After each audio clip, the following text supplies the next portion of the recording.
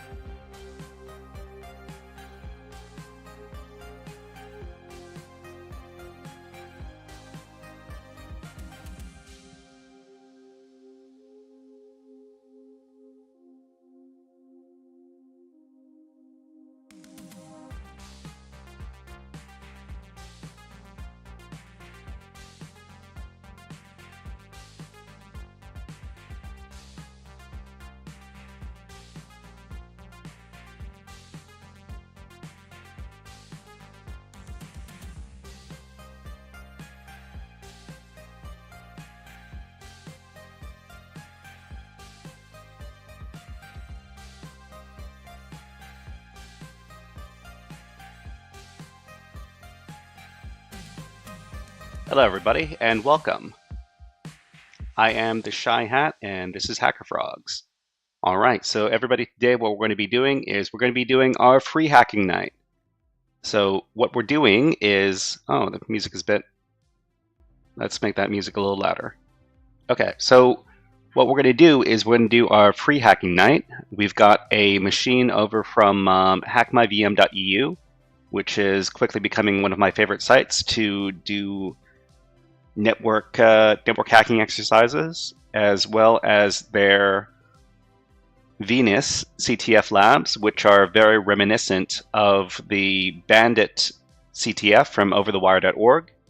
So if you like doing the Bandit, if you enjoy doing the Bandit challenges over at overthewire.org, or if you just like doing some light network penetration stuff in general, it's going to be fun times tonight. So what we're going to be doing is we're going to be solving this machine over here called Vulny. If you want a link to this particular machine, I am providing it in chat right now. So if you want to participate, what you're going to need to do is you're going to need to have your own security-oriented attacking machine. So I'm going to assume that for a lot of people, it's going to be some sort of Kali Linux distribution. as well as the ability to run some VMs and to download this VM, the Vulny VM, at this link right here. And I'll provide that in the link in the chat as well.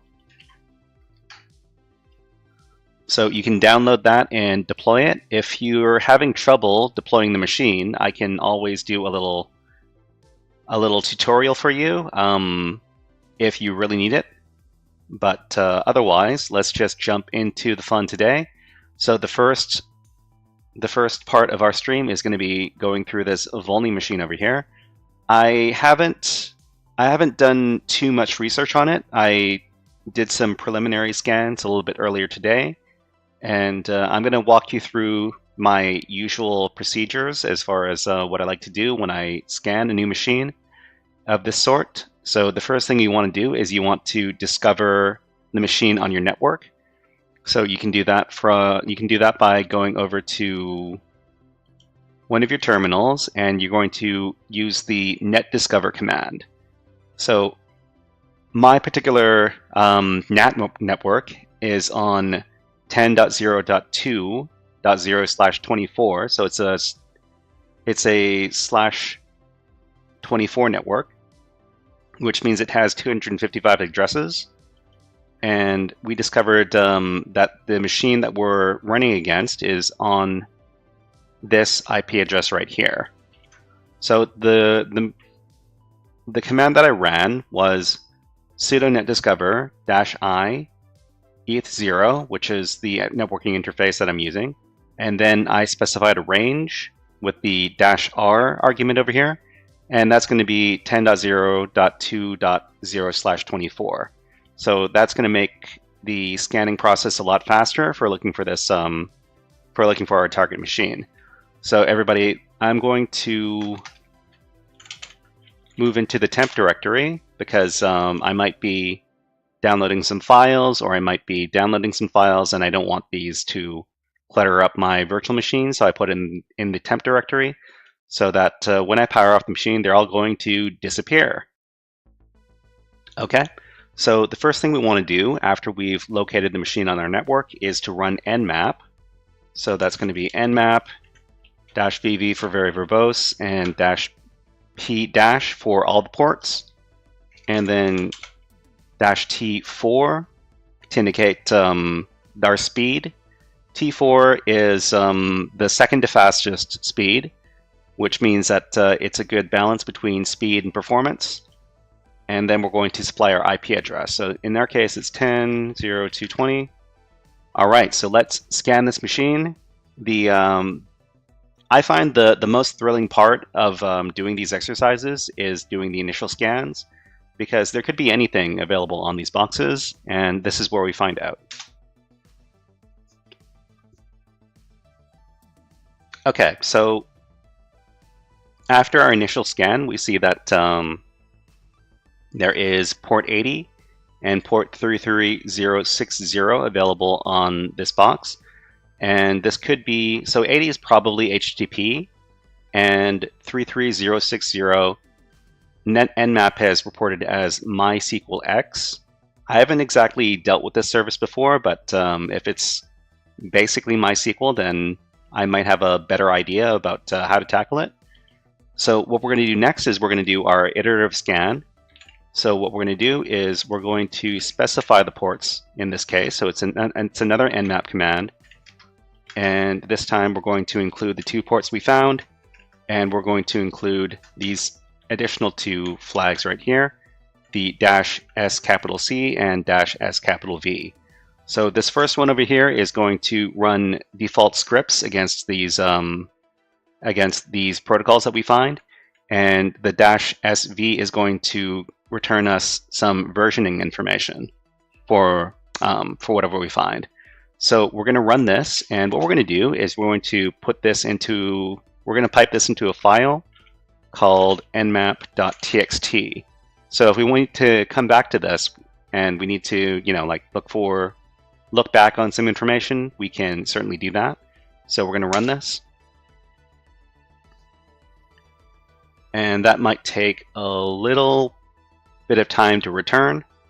But during these kind of exercises, what I like to do is I like to open up multiple tabs in my terminal. So I'm going to start up a new tab and just make this nice and big so everybody can read. Okay, so this has come back. So I'm going to read the file.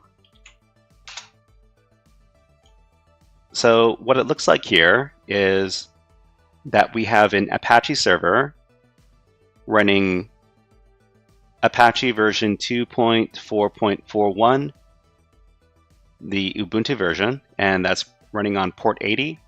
And it looks like we have a default page, and on port 33060, it's still reporting as MySQLX, except that it's not exactly sure because we have this little question mark over here. So we're going to be investigating this a little later if it comes to that. But the first thing we want to do is we want to check out the HTTP port.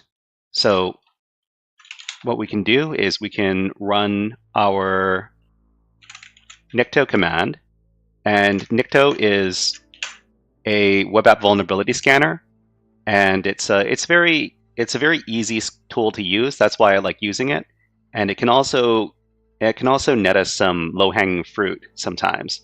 So that's another reason I like to run it. It's also installed by default on Kali Linux, which is another reason for us to run it. So this can identify some common vulnerabilities on web servers, and all we need to do is nicto and then -h and then HTTP, whatever IP address we're running against. So we're going to run that, and we get some information here. Server Apache. Okay, so this is the same information we got from Nmap. So we see that we didn't exactly get a lot of information here. So what we can do is we can also run some directory busting against the web server. But first we can check out the server ourselves manually, and we can just copy this over here and then go over to our web browser and just paste in the IP address like this. Okay, so this is indeed the Apache default page over here. So there's not much we can get from this particular web page. We can try looking at the source by using the Control-U keyboard shortcut. And let's make this nice and big. And Producer Wolf is raiding with the party of 2. Welcome, raiders. And welcome, Producer Wolf. Producer Wolf, were you working on some other CTF stuff? Or were you working on Hack the Box or any other types of exercises like that? Welcome in, raiders. And what we're doing is we're working on the HackMyVM box over here. And this box is called Vulny. I'm sharing the link with everybody in the chat right now. And we've got Flynn 4x4. That's a great name. And they say that they're doing SharePoint. SharePoint, I'm not super familiar with SharePoint. Is that like a cloud service from Microsoft? It sounds kind of familiar. But anyways, let's welcome you all in by giving you some. Let's see. Oh, go to Hack. This is from South Park. Mr. Hat, may I please be excused from class? Well, Kyle. Yes. You hear me? You go to Hack. You go to Hack. You Have a great day. All right. So Producer Wolf and Flynn 4x4. I hope you are all having a great day. And you say that you are Flynn 4x4 is now a HackerFrog. Welcome, and thank you very much for the follow. Producer Wolf says we managed to do exchange. Okay, so you're building a SharePoint, and what kind of information are you putting in your SharePoint? Is it more hacker stuff? But yeah. So if you want, you can join in with us and also do some network pen testing against this box right here of Vulny. I left the link in the chat, but if you want to download it directly yourself, here is the virtual machine link that you can download here. And Producer Wolf says you're building a CTF. Building a CTF? Okay, that sounds like a fun thing to do. How many challenges are you aiming to have in this CTF? Because and how many different categories are you planning to have? Are you going to have all your typical ones, your pwn and your web and your forensics, all that other good stuff? Producer Wolf says it will be like a bank simulation. Bank simulation. Did you have any particular like famous hacks in mind when you were thinking about this? Maybe the Bangladesh bank heist or some other big hacker stories that you wanted to emulate? Okay, so where were we? So what we were doing is we were scanning the web page on this machine after we did our initial Nmap scans. So our Nikto didn't find anything super interesting over here. And Producer Wolf says we want to play as perspective as ransomware operator group and then hack into it. Well, that sounds like a lot of fun. I bet well, if you haven't done any website design before, that's a very educational experience as well. Learning how to create websites and like login pages and stuff. Coding in the vulnerabilities sounds like a lot of fun as well. Alex in 30 is now a HackerFrog. Thank you very much for following, Alex in 30. Let's give redeem for the recent follows. This is the famous nerdcore rap, all the things. Drink all the booze and hack all the things.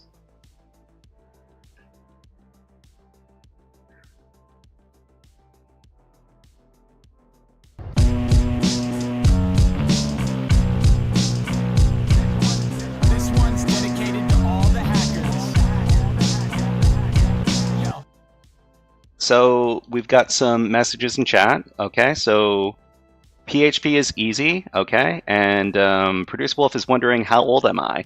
Well, how old do I sound? Well, okay, that's just a little joke. I'm 44 this year. You're 21. You are 21. Well, I discovered hacking just after my 40th birthday. I'm looking for a career change, and so I decided to look into what could be both good for earning money and something that was kind of fun. And I found cybersecurity, and that was back during 2020, which was the pandemic. So I had a lot of time to sit and do some studying, and that's when I decided to become a cybersecurity person. Producer Wolf says cybersecurity is definitely not good for the money. Well, I mean, some roles are okay for the money, and maybe 4 years ago it seemed more like cybersecurity was better for the money. But and Producer Wolf says that you are 25. 25. Yeah, that is plenty young, especially compared to some fogies like myself.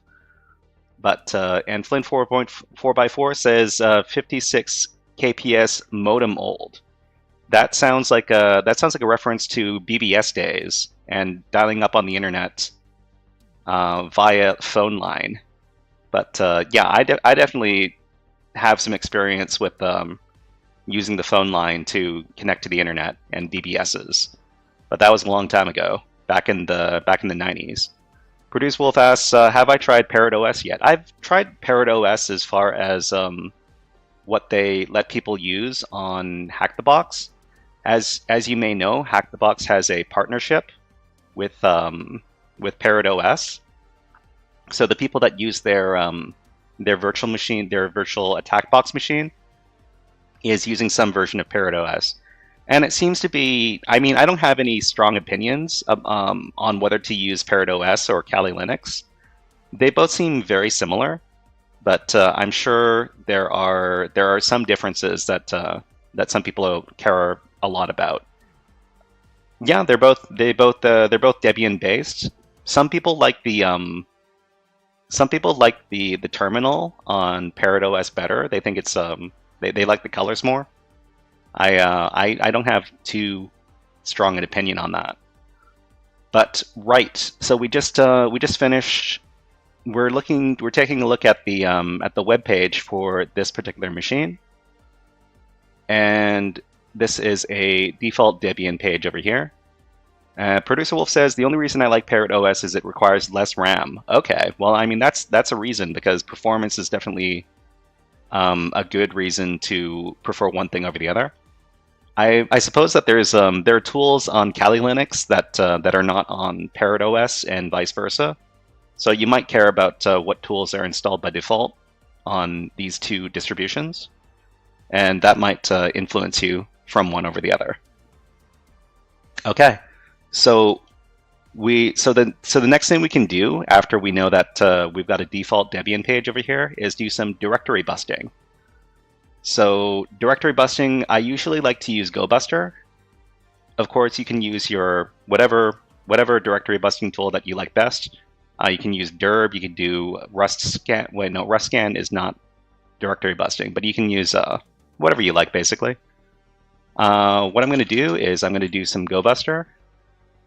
And this is a bit of a spoiler, but I'm going to just do the initial scan. And the initial scan, it does not include extensions. Okay, so this is the command you would do for directory busting. You do GoBuster in directory busting mode, 4 threads, and then -u, and then include the IP address and the word list over here. The typical word list that I like to use is this one right here, user share word list dirbuster directory list 2.3 medium. You can use larger word lists or smaller word lists if you like, but this is just what I usually default to when I do exercises like this. So we can run this, and it goes by, if you're on the same network, it should go by pretty quick. So immediately we get these two results over here. We've got a JavaScript endpoint, and we have a secret endpoint over here. So server status comes back as 403. So I'm going to spoil everybody and say that these are the only two interesting endpoints that we find during this particular scan. But if we go over to the JavaScript endpoint, we're going to find that we're not able to access it. So if we just go over to JavaScript, then we just get a forbidden message. But if we go over to the secret endpoint, we see here that we've got an error message. So neither etc WordPress/config something something.php nor etc WordPress config something something.php could be found. Ensure that one of them exists, is readable by the web server, and contains the right password/username. So this error message right here indicates that there might be a WordPress site on this particular website. And WordPress is kind of famously vulnerable. There have been a lot of exploits found with WordPress. I think because it is based on PHP, and PHP is kind of infamous for having a lot of exploits that can be found. It might be something to do with the PHP language itself, or it might be just a coincidence. Who knows? But now that we know that this WordPress installation might be on the website, what we can do is we could probably use something like WP Scan, which is a WordPress specific scanner, or we could also go back to using Nikto again. So people kind of poo-poo on Nikto because it's not a super sophisticated tool. But it's actually found a lot of stuff for me over the years. So let's run Nikto again, and this time we're going to run it inside the secret directory, which might have a WordPress configuration. So we're going to run that.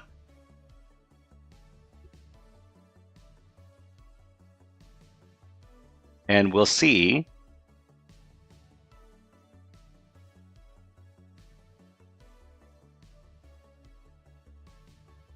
that it finds this folder right here, which is uploads.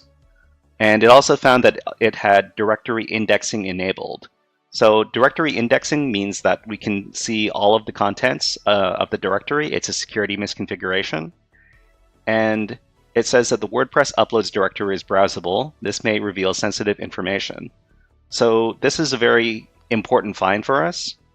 We could have found this through manual enumeration, because when we know that there is a WordPress installation on a web server, we could look in common WordPress directories such as wp-content or wp-admin to look for vulnerable endpoints.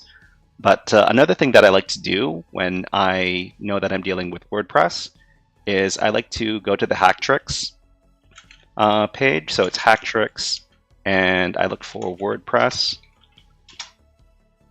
and they've got a whole section on the Hacktricks website.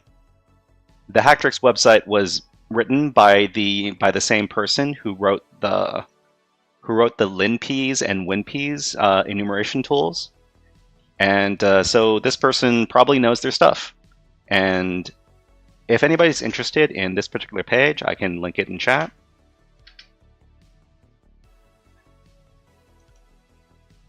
So this page on hacking WordPress has a lot of interesting files that you can look up. So wp-admin login.php, or you can look for just in the base directory. You can look at the WP contents folder, WP content uploads. So this is what we found using Nikto. And we can also, we might have been able to find this through manual enumeration, but because we were using Nikto was able to tell us that not only that this directory exists, but it also has directory indexing enabled. So that makes it a very tempting target to look at. And let's do that now. So over here, inside the secret directory, there is wp-uploads. Oh no, it's wp-content/uploads. Okay, so we've got our directory listable endpoint over here.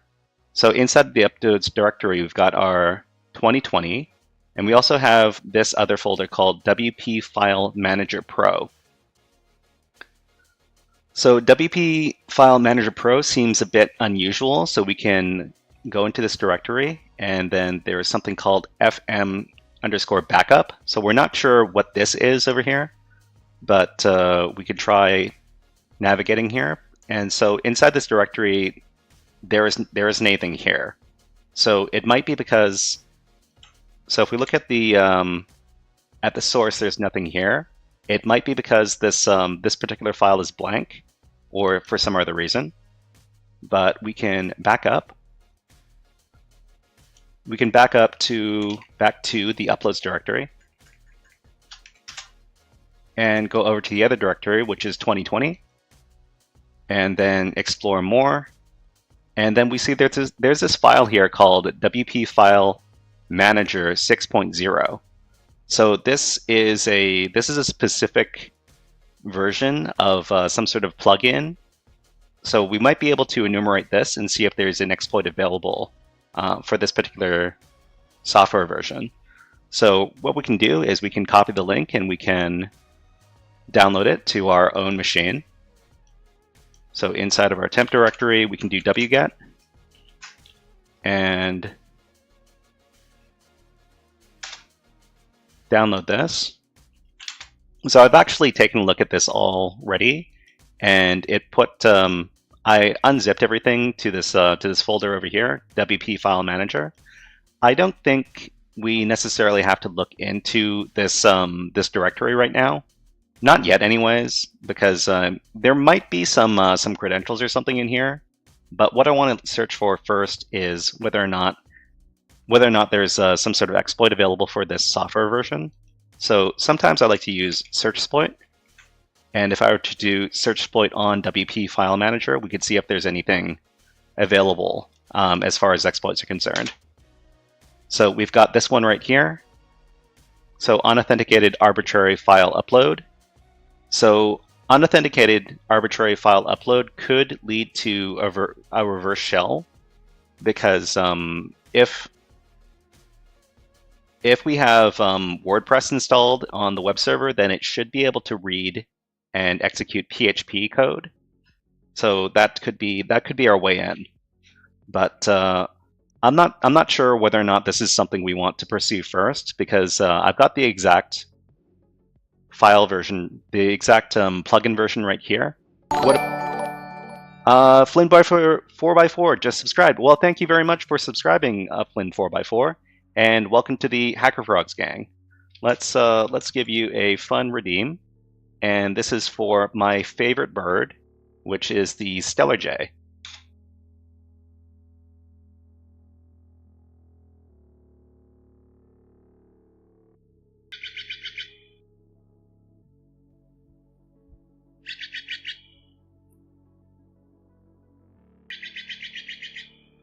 So these are Stellar Jays. If you live on the West Coast or of America, North America, then you should be able to see these sometimes. So they're called Stellar's Jays. And this is what they look like up close. They're related to the blue jay, and they're also related to crows.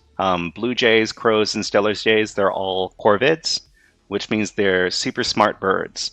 And these guys come over and they eat from my bird feeder every day, and they're my favorite bird. Okay, but anyways, Flynn 4x4, welcome to the crew. I'd like to ask Flynn 4x4, are you in cybersecurity? Are you do you work in IT? Are you working in some sort of cybersecurity role or doing something else? I'd just like to know a little bit more about the people who watch, because I'm trying to help everybody get into cybersecurity and learn about cybersecurity in general. Okay, so let's do a little bit of search on, let's see, WP File Manager, and that's version 6.0. And let's look and see if there's an exploit. Okay, WordPress plugin, WP File Manager 6.8 RCE. Okay. WP File Manager plugin. Okay, so this is the plugin itself. And there's also WP File Manager version 6.9 unauthenticated arbitrary. I think this might be, so this is a file from exploitdb, and this looks like the Python script that we found inside of searchsploit. So this is unauthenticated arbitrary file upload leading to RCE. So let's take a look at what happens inside of the script over here. So let's make this a little bigger and take a look at the code. So it's using Beautiful Soup and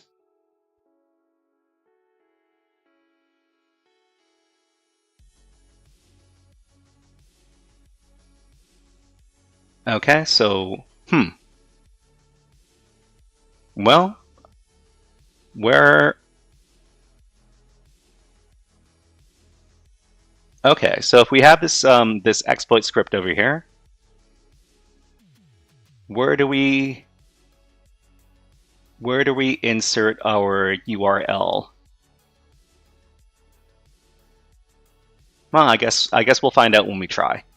Okay, so let's so if this is the same script over that was referenced in the searchsploit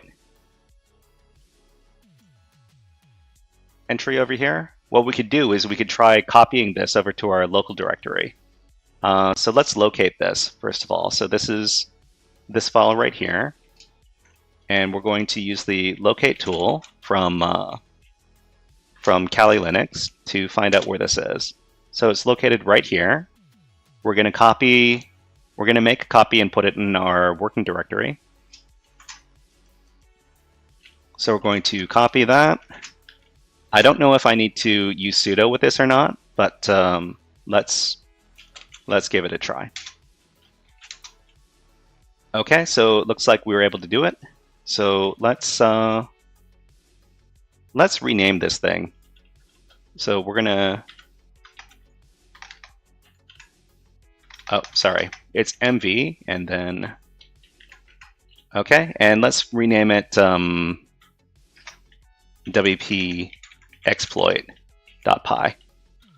Okay, and then let's try running this.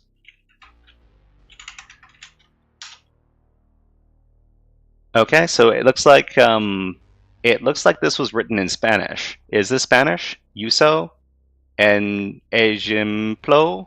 Or is this another language that I can't? I'm actually not very good with languages. But you know who might know? ChatGPT might know. So let's ask ChatGPT.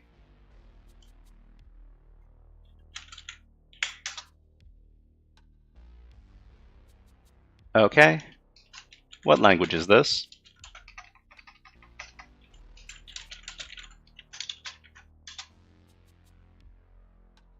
Okay, so the word ejemplo is Spanish and it means example in English. Okay, great. So this exploit was originally written in Spanish. So we've got Python, okay, and then HTTP. Okay, cool, cool. So this is the syntax for running this exploit. So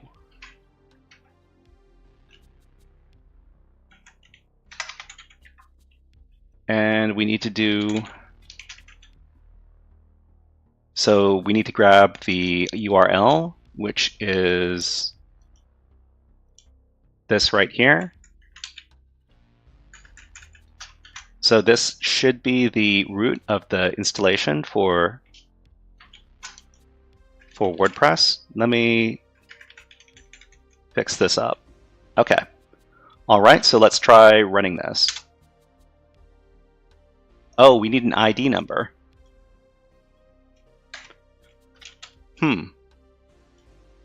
But what is an example of a WordPress ID? We can always ask on the internet.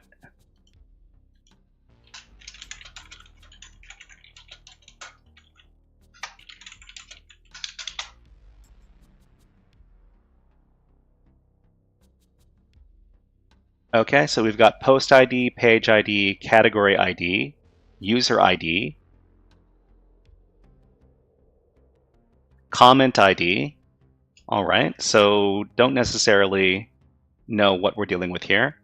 So what we can do is we can do some more enumeration then. So user ID equals 2, where 2 is the user ID. Well, we could try just doing some brute force with this. So if it's looking for an ID number, we could just do ID 1. Or we can do ID 2. Maybe this is not the way we want to do it. Okay. All right, so we could also try using WP scan.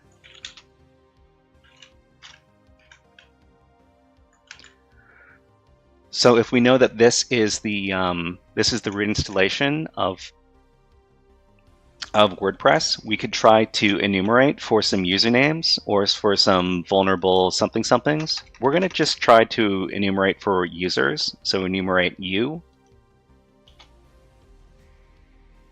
So it says scan aborted, the remote website is up, but it does not seem to be running WordPress. So I wonder why it is not registering as a WordPress installation. It might be because the configuration files are missing, or there are certain files missing on the web server. But let's go back to the website. So we've got WP File Manager over here. We could try looking inside of the files, but there were a lot of files. There were a lot of there were a lot of files when I unzipped that this zip over here, and we could try grepping for something. So in here we've got our WP File Manager directory, which we got after unzipping the file over here.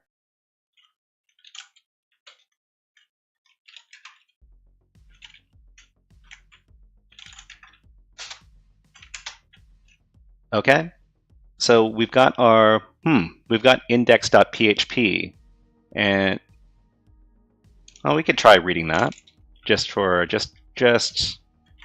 fun. Nothing there. Okay, and then we could try looking at the readme.txt.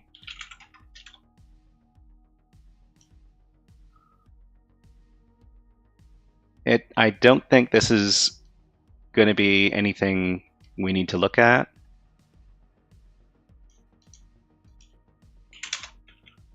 So we could try grepping for some information in here. So maybe we could. I was doing some Pico CTF exercises earlier, so I still have this Pico CTF. So let's see. So we could try looking for the word password inside of, so it's grep R for recursive, and we're looking in the current directory and everything under here. So let's see what we find in here. So there's a lot of stuff in here that has the word pass. Don't know if we're necessarily going to find anything super relevant.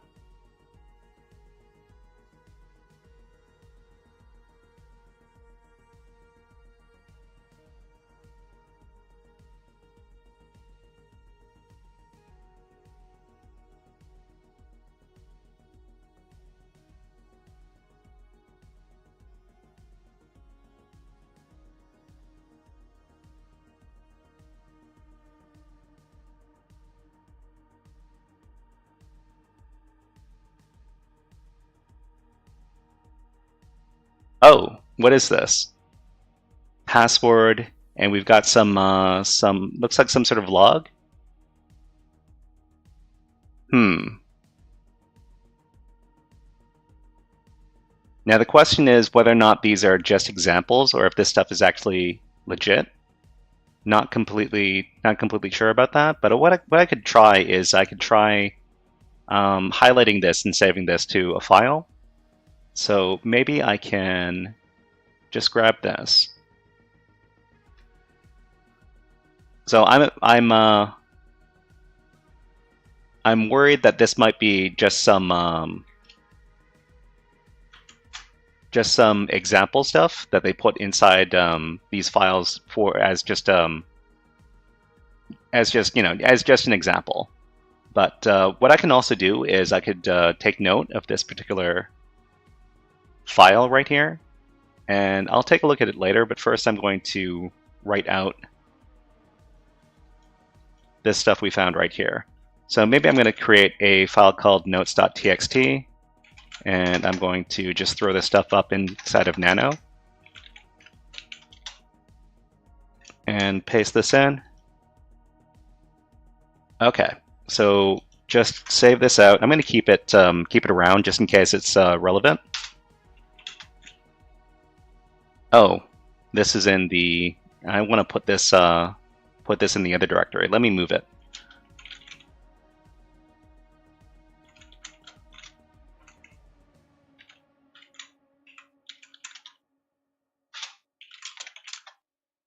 Okay, so now it's moved, and we can take a look at that particular file that had those passwords in it, and that was.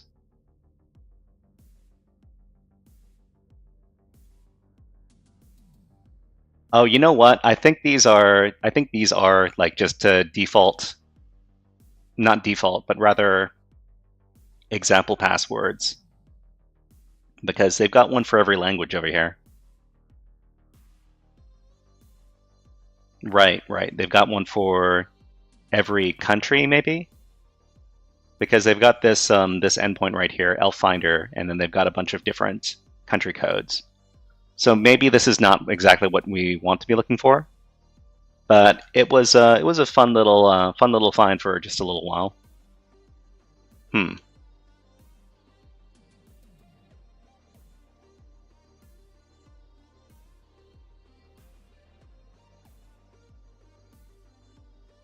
So we've got an FTP login over here.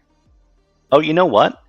There was also some sort of SQL stuff inside of when we initially scanned the box, we found some SQL stuff. So we could try looking for the SQL string inside of and grep inside of this directory as well. So instead of password, we're looking for SQL, and we've got a few hits over here.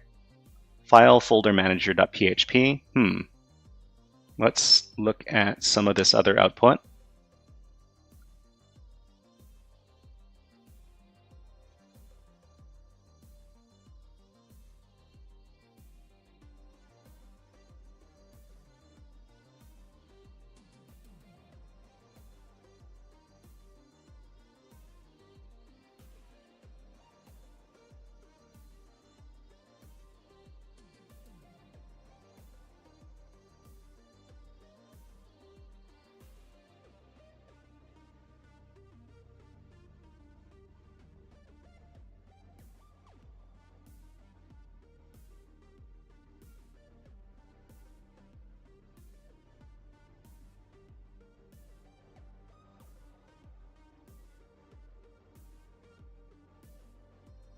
Okay, so I don't know. I think some of the stuff at the bottom was a bit more. So we've got dbbackup.php. This could be a very good file to look at. So what I'm going to do is I'm going to copy this file path, and then I'm going to take a look at it inside of Nano. So we've also got this file folder manager.php, which also seems to have some SQL information inside of it. So first of all, let's take a look at the DB backup file.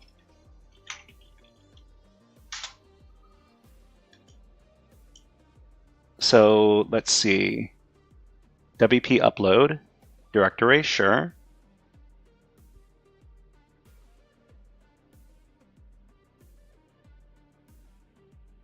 So host username, okay.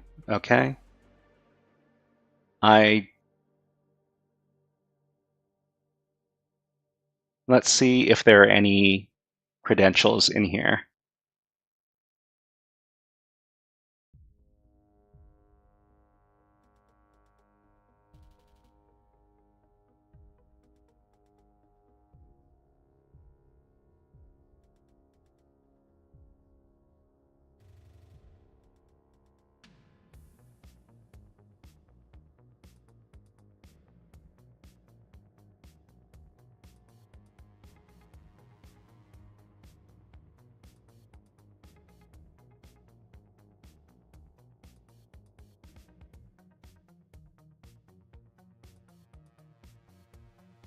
Okay, so I don't see any stray credentials lying around here. DJ Chateau is raiding with a party of 13. Welcome, raiders, and welcome, DJ Chateau. I'm just using Nano, your favorite text editor. I know that DJ Chateau loves using Vim, and he hates using Nano. So this is a great time for the raiders to come in. DJ Chateau says, "Oh, you monster! I'm sorry, I'm sorry." And Flynn 4x4, I'm sorry I didn't see your message before, but you said that you're a network administrator since 1990. Nice to see some tech people in the chat.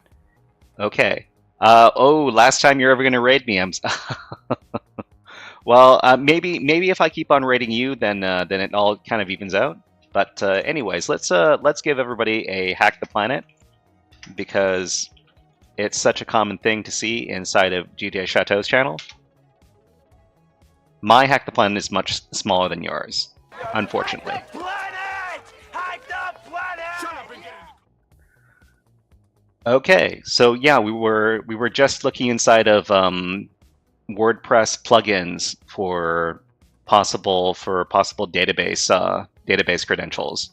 So what we're doing right now, DJ Chateau says, I'll send you mine if I want it. Well, I'm not too sure what exactly you're talking about there, but let's what were we doing?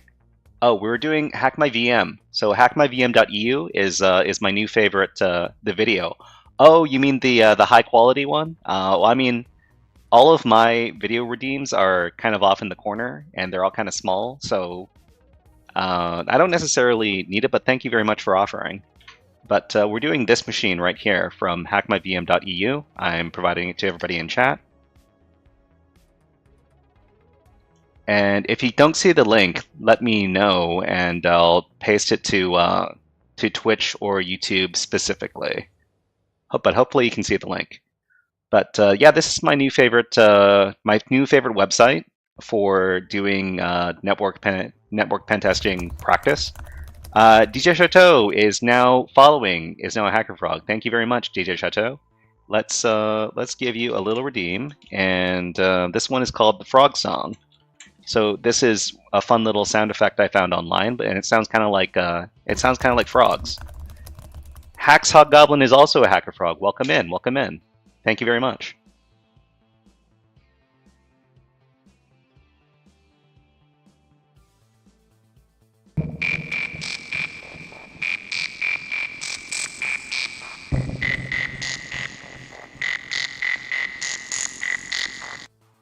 Okay, welcome in, guys. So we're just doing the Vulny machine over here. And I'm also going to, so if you want to download this VM and try it out yourself, you're going to need to put this on, you're going to need to run this as a virtual machine and put it on the same network as your Kali machine. Here's the link just over here. And right, oh, you didn't realize you weren't following. No problem, no problem. But yeah, I appreciate all the followers I can get. I'm trying to do some quality and I'm trying to do some fun hacking content on Twitch and on YouTube. Just in case anybody doesn't know, I've got a YouTube channel. Shameless plug, I know. Over at the Shy Hat. So mostly what I do is I teach beginner cybersecurity skills to kids these days. I'm doing a lot of kids classes. And what we're doing is we're learning about Python these days. But I also have a bunch of videos, video tutorials on Pico CTF challenges. So if you want to check those out, you can find them over on my YouTube page, and I'm providing the link in the chat below. Oh, you know what? Those links don't seem to be going to Twitch. That's weird. Let me recopy those links for Twitch. Okay, so everybody in Twitch, that's the URL for the machine that we're doing right now. I think you need to be logged in order to see this page. Let me just try it in a private window, just to make sure.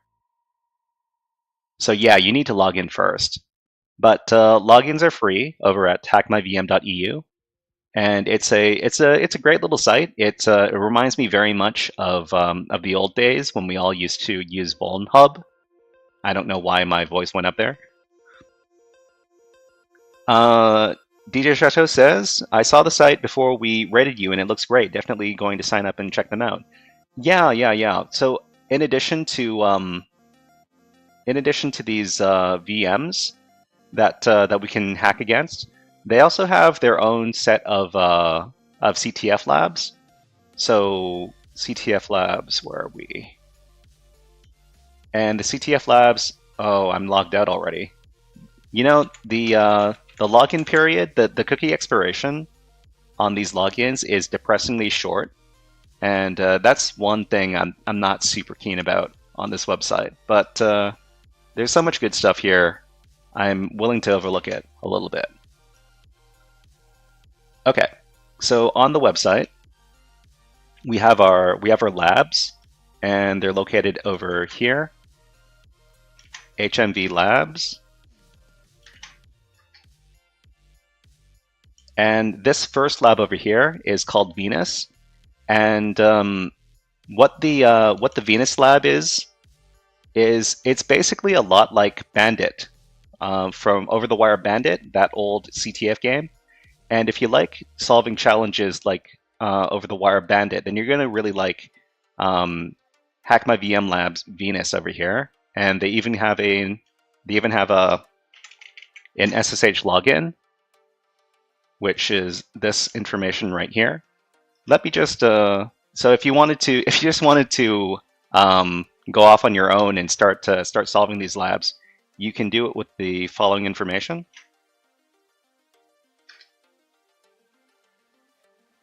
And DJ Chateau says, wonder if I can manipulate the cookie to make well, you know what? That's some real hacker stuff. If you wanted to go in and manually edit the cookie to maybe not expire or something. DJ Chateau also says, that would be good. I've been doing events with DC 407. 407. What area code is 407? I can look that up right now. What is the 407 area code?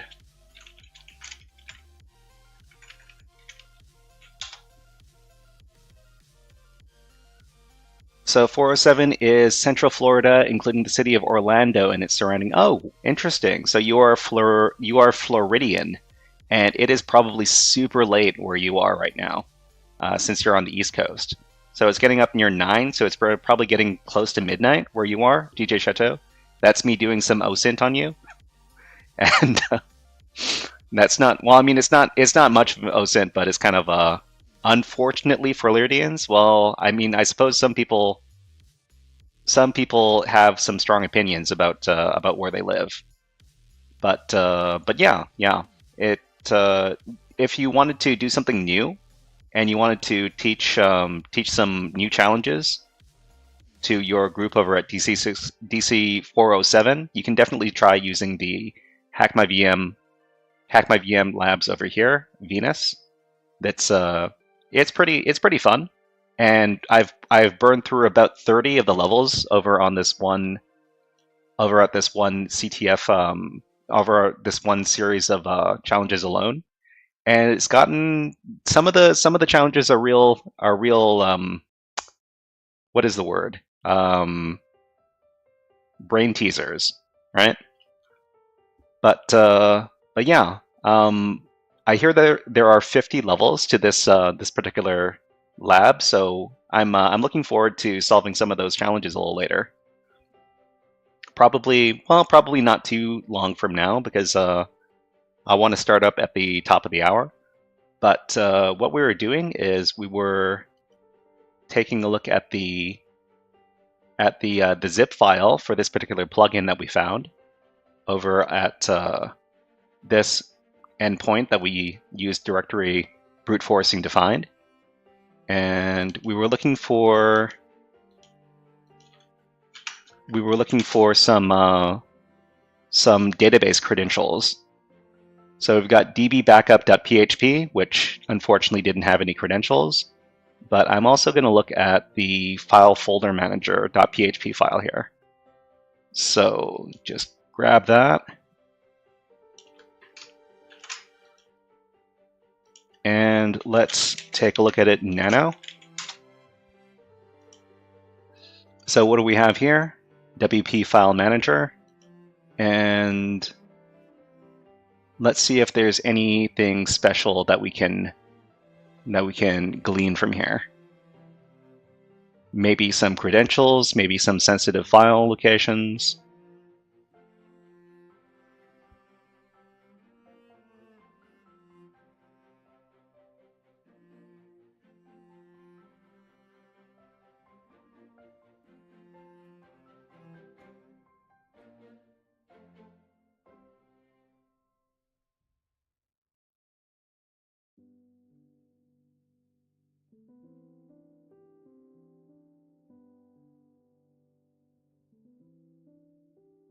What I should really be doing is I should just grep this thing and try to find some stuff that way.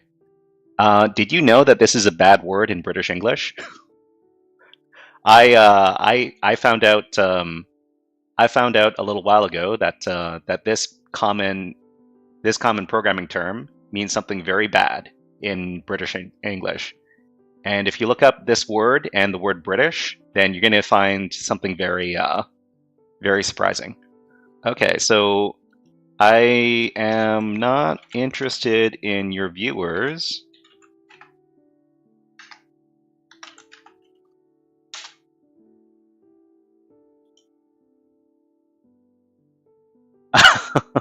DJ Chateau has found out. But yeah, that's I was really surprised because I thought it just meant I just thought it meant the programming thing.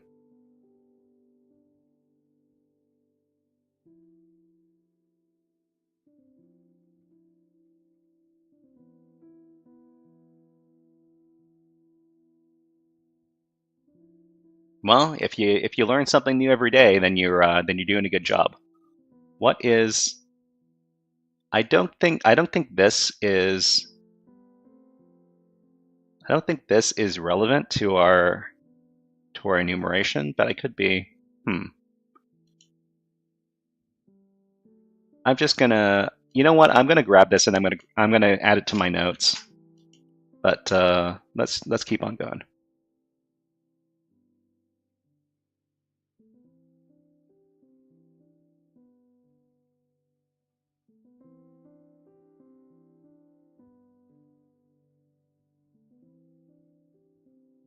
DJ Chateau says, I've heard that word used as an insult, but never thought so far into it.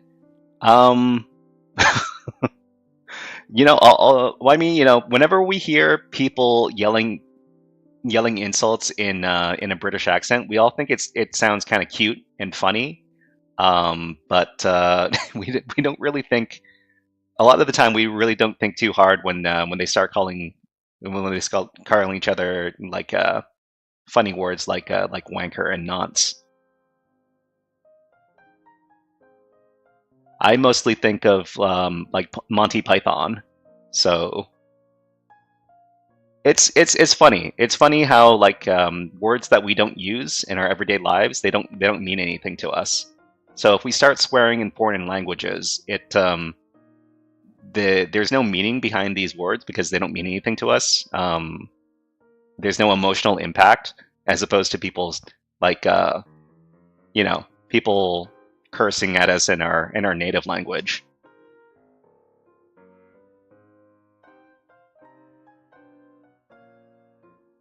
But it doesn't look like there's anything else I can glean out of here.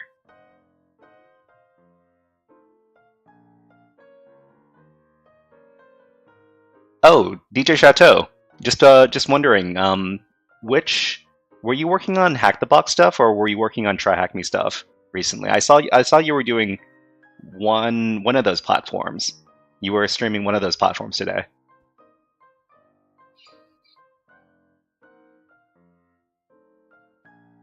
Oh, are you doing Hack the Box tonight? Okay, so those are retired machines, right? I really want to do free machines from Hack the Box, but the only thing that's free from Hack the Box is their starting point, and they've got a rotating they have a rotating list of machines that they do for free. But I kind of want to do machines on Hack the Box that are evergreen, and unfortunately, there's nothing aside from the starting point stuff that's evergreen and free.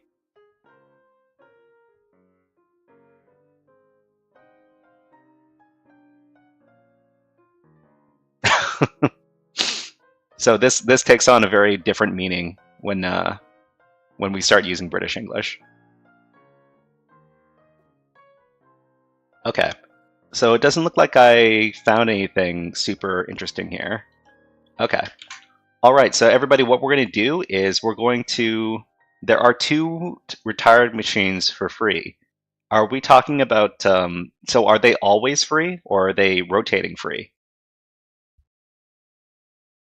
Oh, their streaming policy is a bit, yeah. Hack the Box doesn't let you do stuff that's, they don't let you do current machines on stream. Yeah, rotating, okay. Yeah. So everybody, let's, so it was fun finding this particular vulnerability, this particular plugin. We might this is probably the way into the machine, but right now we're going to be shifting over to the Venus Labs we're going to shift over to the Venus Labs because we're doing an hour of our box and then an hour of the labs, so I'm not streaming for super late. Okay, so to anybody who was following along with the Vulny machine over here, I hope you keep on going and break into the box, but we're going to switch it up. So I'm just going to go back to the temp directory, and we're going to do the Venus Labs. So let me just grab, oh, Hacks Hobgoblin says, yeah, okay, you don't like Hack the Box because of that. And Hacks Hobgoblin also says, I've been streaming Hack the Box because I won a VIP plus sub giveaway. Okay, well that sounds like a good reason to do it. But if anybody wants to join in with where we are in the Venus Labs, I will be providing a user and password. So let me just grab my notes. So we were on level 30.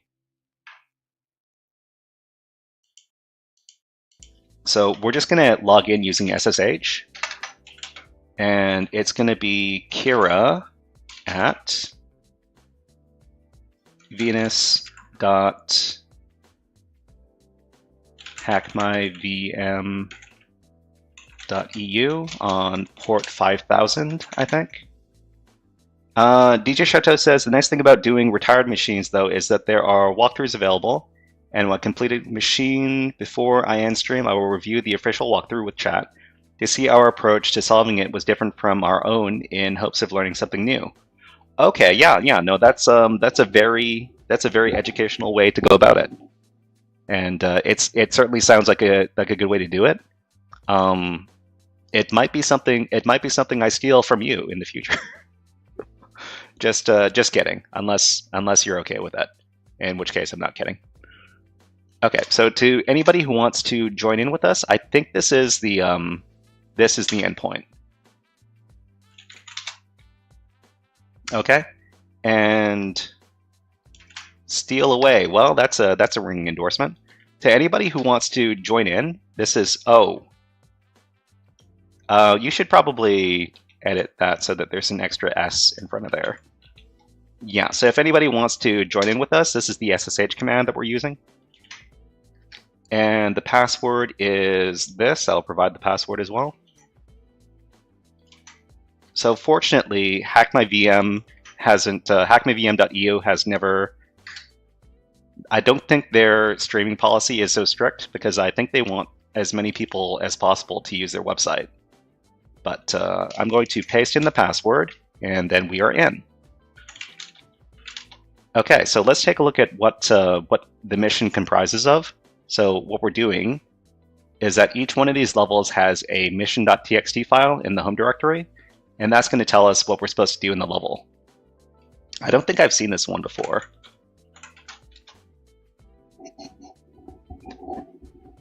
Okay, and here it says, DJ Chateau says, I'm going to add them to my training list repo that I've been building. Yeah, I also have a list of different educational websites because I like to do a lot. Well, I especially like free resources because I don't like teaching. I mostly teach people online, and I don't like using resources that are paywalled. Although I'm sure there's a lot of good stuff that is paywalled, I like to do stuff that's free so that it's accessible to as many students as possible. Okay, so let's see. So the next user is named Veronica. So in each level, what we need to do is we need to get the SSH password, or the Linux password rather, for the next user. So the next user's name is Veronica, so I'm going to record this in my notes file.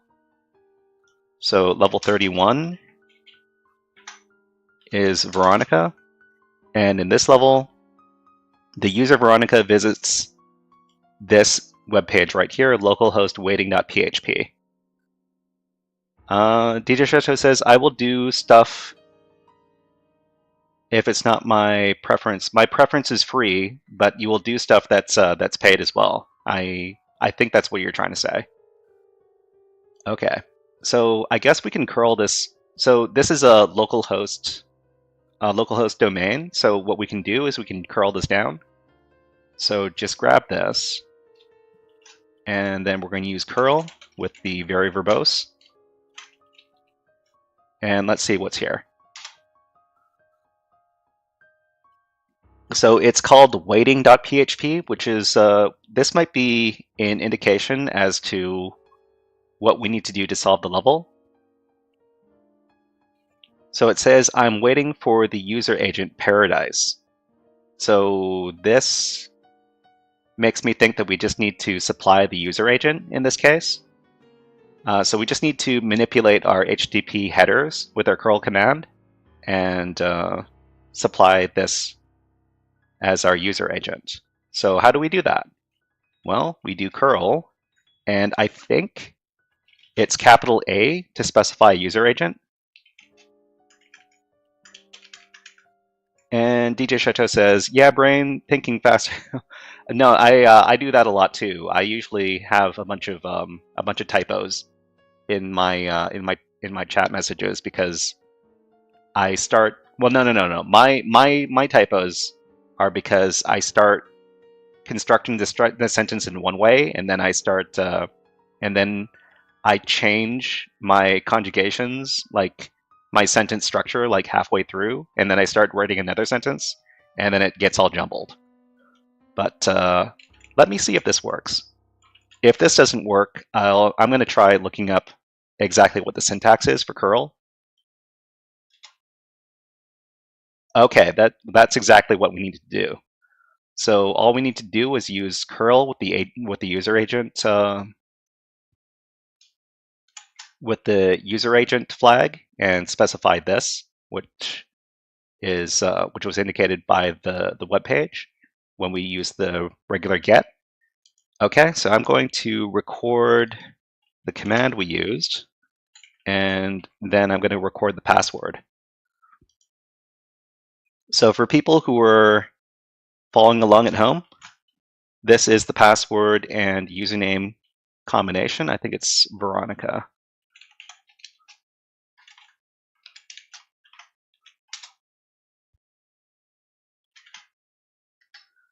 Okay, so let's do another redeem just for fun.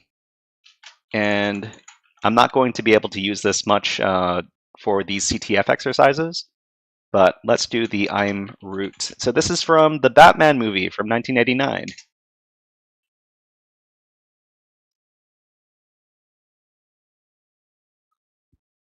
What are you?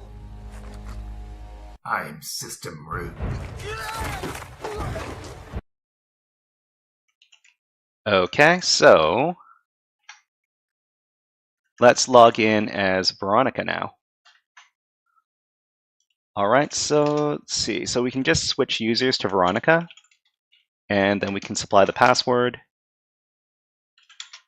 Oops. So we are not allowed to be in this directory, so we need to cd over to the home directory. And then we see that there is a mission file in here, so we can read it.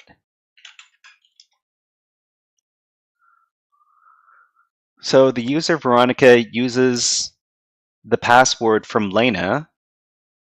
So she uses Lena's password a lot. So she created an alias. So if you'll notice here, if you notice that oh, my music stopped. I'm going to restart my music. Hold on. So let's play some meditation music. This should be fun. Okay. So if you notice that the English is a little bit weird on this website, it's because this site is maintained by Spanish-speaking developers. So I think they might live in Spain. So this is a bilingual CTF exercise in both English and Spanish. So the next user's name is Lena, so I need to record that. And it says that they created an alias for Lena's password. So alias. So I don't deal very much with aliases inside of Linux, so I'm going to have to familiarize myself with how to interact with aliases. The first thing I'm going to do is I'm going to start looking for files that are owned by both Veronica and Lena. So let's try that first. So let's do find, and it's going to be user Veronica, and everything else goes into dev null. Arun18 just subscribed on YouTube. Welcome to the HackerFrogs, Arun18, and let's give you a little redeem. And let's see. Oh, we've got our northern flicker. So this is the northern flicker. It's a type of woodpecker.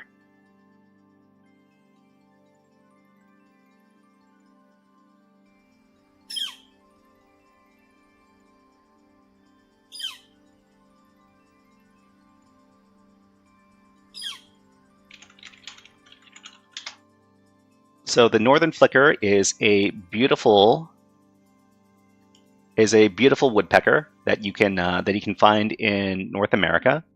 And let's look at some images. So this is the northern flicker. It is a wonderful spotted woodpecker, and you can recognize the males of the northern flicker because they got this wonderful mustache. So depending on the variety, the males might have a black mustache, or they might have a red mustache. I think these ones with the red mustache are very handsome guys. But yeah, that's the northern flicker. It's one of my favorite birds. It occasionally comes to my bird feeder, but they don't like seed very much. They much prefer eating ants and other insects. But where were we? We were looking for files owned by the Veronica user. You know, there was I need to find a way to exclude this directory right here, the processes directory, and I'm going to ask ChatGPT how to do that. DJ Chateau says they prefer to ante up on their diet, but Tish, grep V. So let's see, grep V proc, like this. Okay, so let's try this out.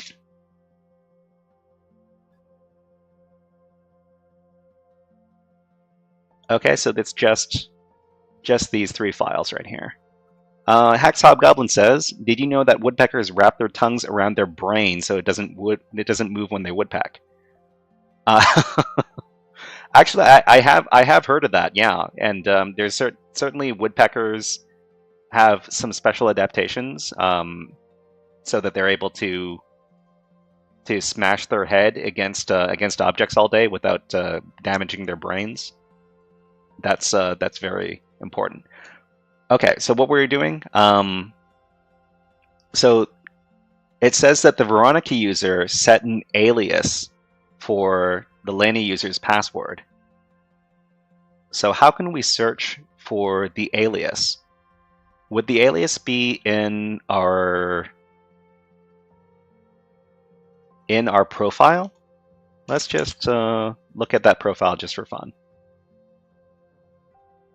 Or would it be in some other configuration file?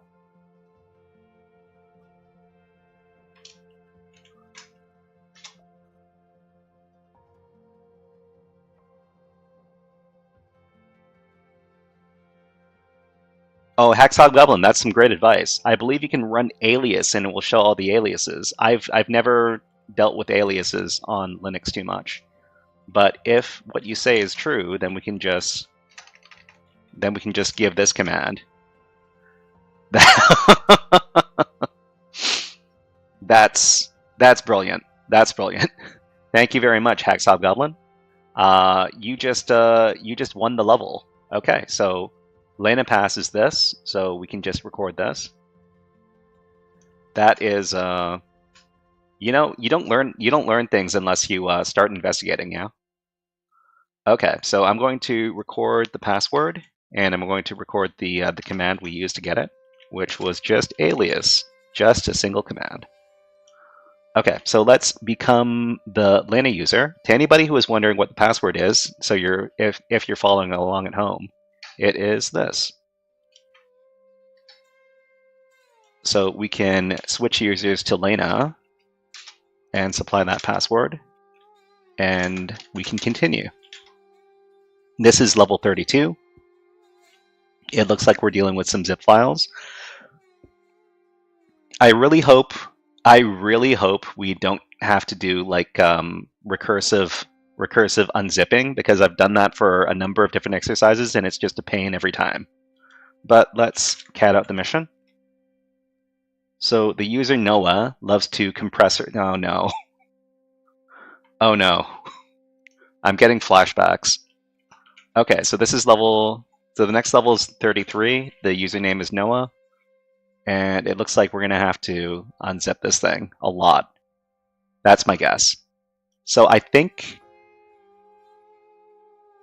I think what I'm going to do is I'm going to copy this file over to my Kali Linux box using base64. So I'm going to cat zip.gz and I'm going to pipe it into base64.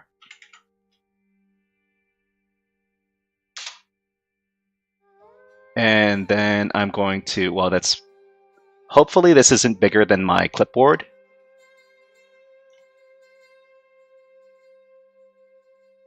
So the reason I'm doing it this way is because this server is actually pretty restrictive as to what you can, where you can write your files. So GJ Chateau says, Bandit has a recursive archive with it constantly switching between gzip, bzip2, and tar. Yeah, that's the challenge I was thinking of. And I hated that challenge. But you know what? If you could write like a bash script or a Python script that did it automatically, then that would be really cool. If you could, that would be a lesson. You could write a script that unzips that stuff recursively. Okay, so after we copy this, we're going to go over to another terminal window, and then we're going to echo whatever we got from there, and we're going to call it, what was the original file called?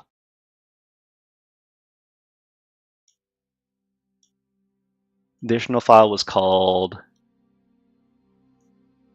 zip.gz. Okay.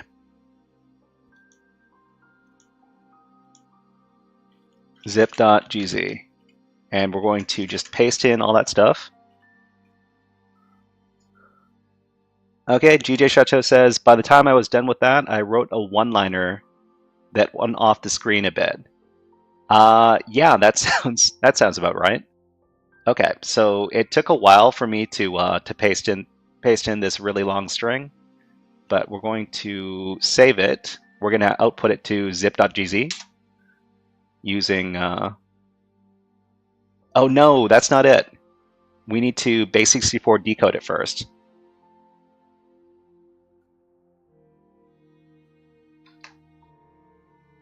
So there's really big lag. But what was I saying?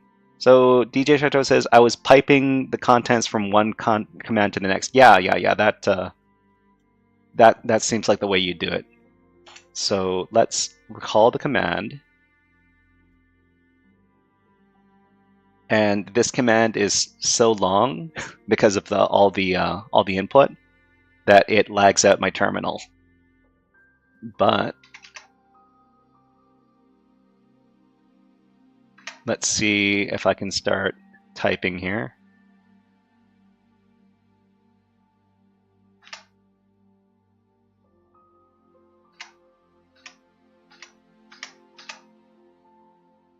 So this is going to be a pipe into base64 decode, and then output that into zip.gz.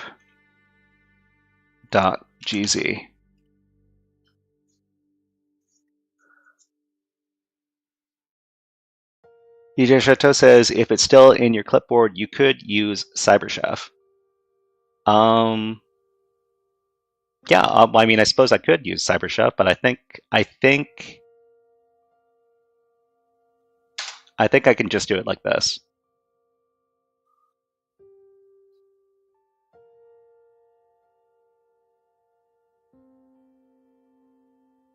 And the funny thing is that I don't expect that my terminal is going to lag out, because I give my virtual machines quite a bit of juice, but it sometimes if you're just sending a lot of stuff to the buffer, it starts lagging out.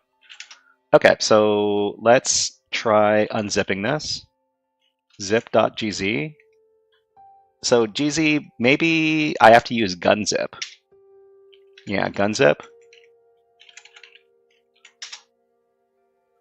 is not in gzip format. So is this tar?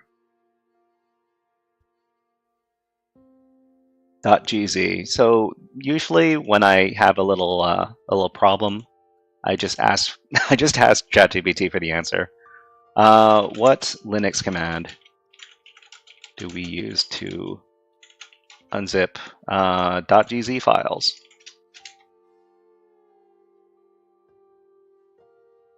Gunzip file name .gz. Okay. Alternately, you can do gzip -d, which does the same thing. File command. Okay, yeah, that's true. I should be using the file command. So file zip.gz. So this is tar. So I think it's tar. Yeah, I think it's this. It's this this alphabet soup right here. So tar xvf to unzip. Right. So let's do zip.gz. Okay. And so it begins. So we're going to go into the pwned lana directory. And let's find out what this is. It's just ASCII text. It's not a wild goose chase. Huh. Well, I'm super thankful. I'm super thankful that this was not some sort of Matryoshka doll hellscape. Thank you very much. I thought it was about to troll you. Well, okay. So we got the password now. So Noah's password, we have it. To everybody who's following along at home, this is the string. These are the credentials. And let's continue. And I'm also going to record this command right here, just so I don't forget when I'm making up my videos and stuff.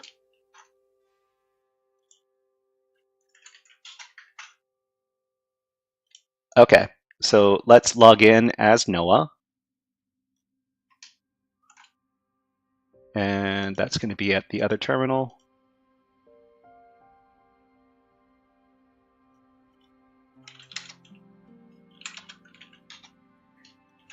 Paste in the password and then go to the home directory. Okay, so what is this file over here? Let's figure it out. So the password of Maya is surrounded by trash. This seems like it could be grep. But let's take a look at. So the next level is level 34.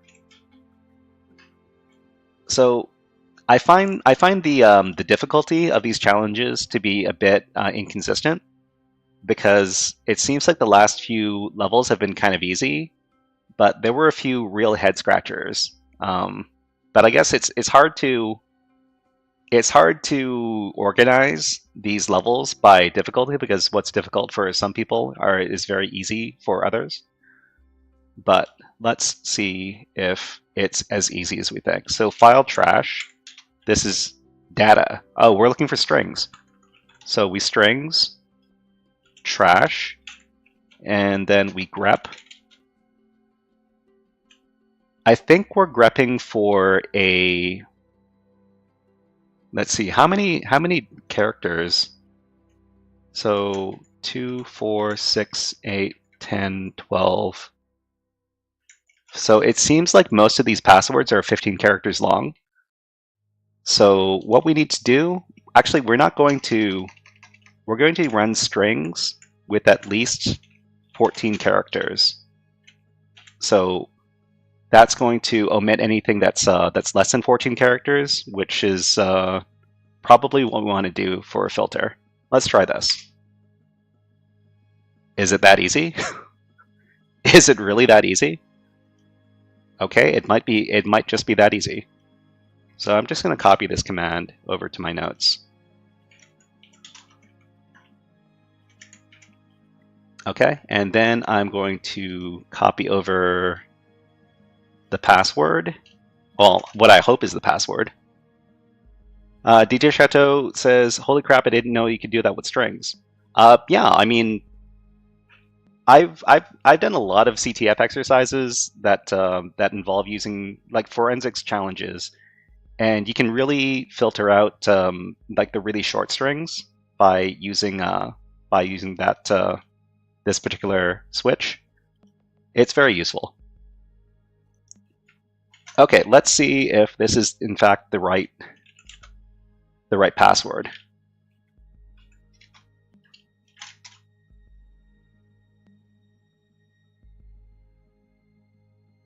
Wait. Was that not the password? Okay, let's try that again.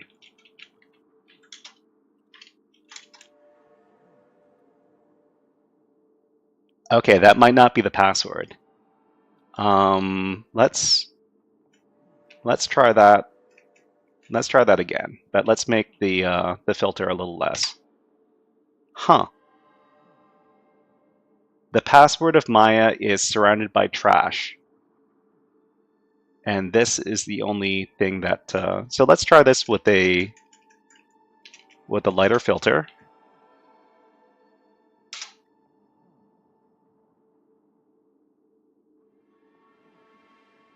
That's strange. This should be, so how many characters is this? So we can just echo this into, what is it? Echo this into WC. So this is, oh, this is 17 characters.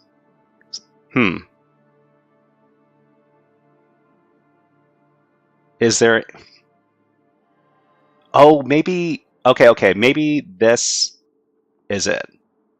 And that this is just some, because most of the characters are 15 characters long, but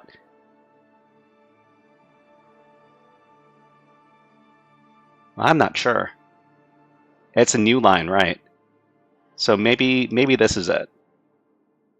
So I'm going to try this one.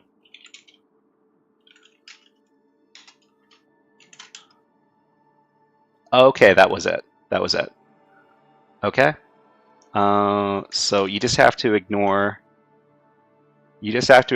this slash in the N. Okay, so to everybody who's following along at home, this is the current level we're on.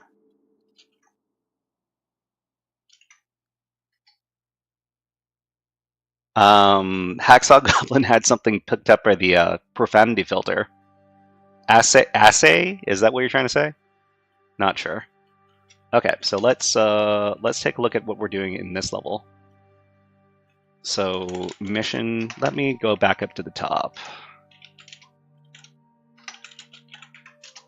Okay. The user Gloria has forgotten the last two characters of her password. They only remember that they were 2 lowercase letters.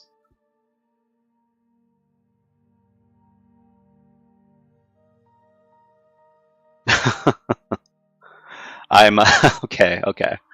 All right. So so you know what? This seems like it might be John the Ripper.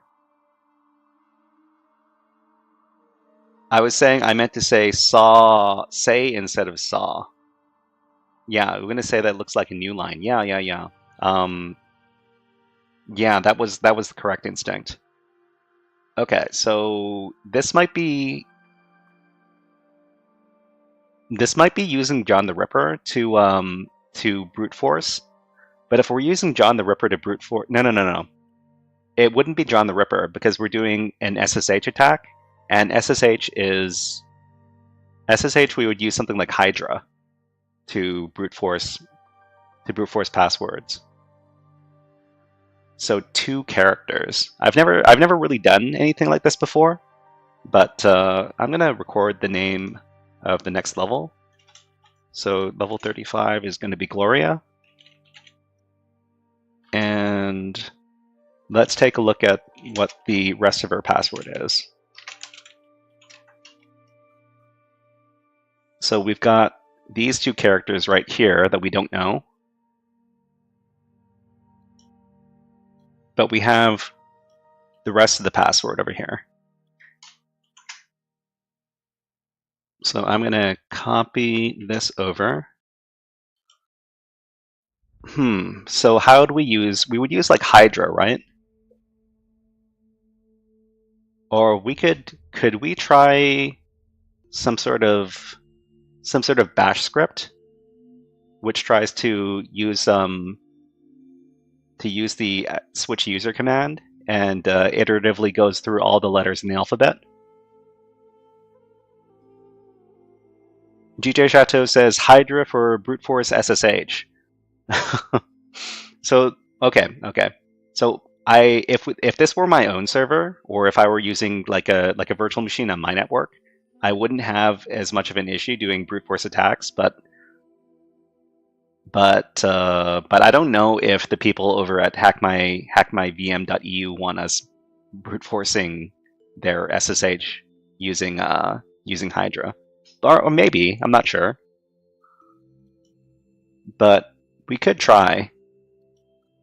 Okay, but so my natural instinct is to cheat. We could go over to Hydra and look through all the documentation.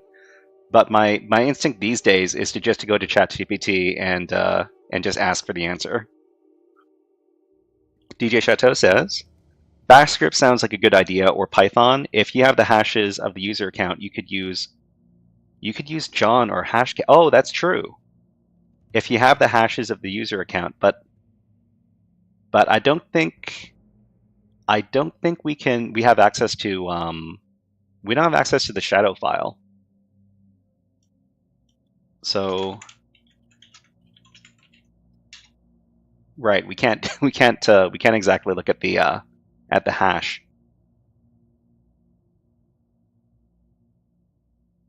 But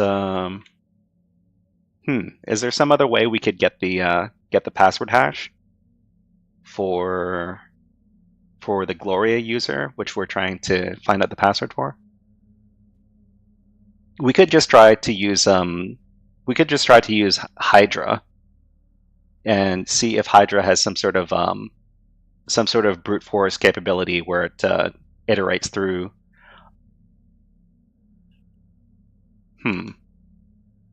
Okay.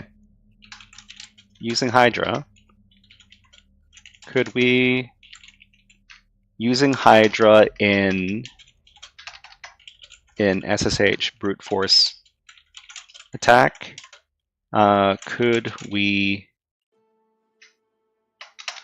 if we know the beginning of a password, but not the last two characters, could we have Hydra iterate through all of the characters, all of those two characters?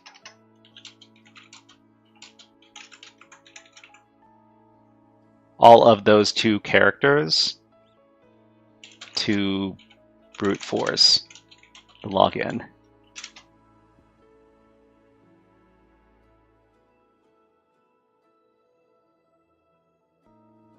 Oh, you could generate a word list using Bash, using something like this. Interesting. So first we're going to go back to the command line, and just like DJ Chateau says, we can take a look at some sudo. I don't think there's sudo. I think sudo might be absent from the server, but let's see. So we need the password for Maya. Let me grab that.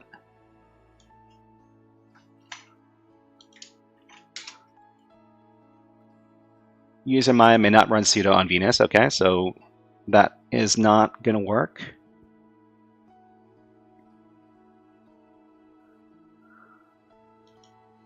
So, but you know what? That the idea that we could create a word list. We could create a word list that includes the all of the front half of the password list, but has the iterations of all the lowercase letters for the last two characters. We could create this using a Bash script, I think. Let's ask ChatGPT. So if the known part of the password is known part, you can create a word list that appends all possible characters of 2 characters in it. For example, you can generate such a word list using a bash command like this. So for I in A to Z, do echo known part and then I done to passwords.txt. This will generate all combinations of lowercase letters for the last 2 characters and save them to passwords.txt. You can adjust the ranges to include numbers, uppercase letters, or symbols as needed. Okay. Okay, so this I would not know. I would not know how to do this normally. So this is definitely the education, the research part of getting this done. So let's do this inside of Kali Linux. So just gonna copy this.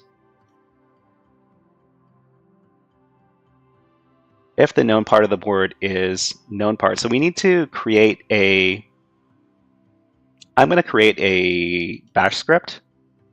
So that's going to be. I have to do this from another terminal.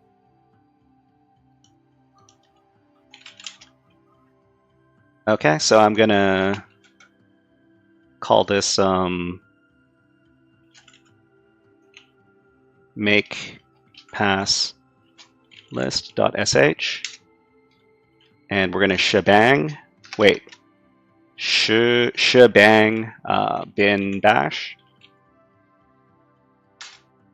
and then we need to set known part, right? So known part equals. Do we do double equal signs or single equal signs when we're doing variable assignment using bash script? I think it's single equal signs, but the known part is equal to this.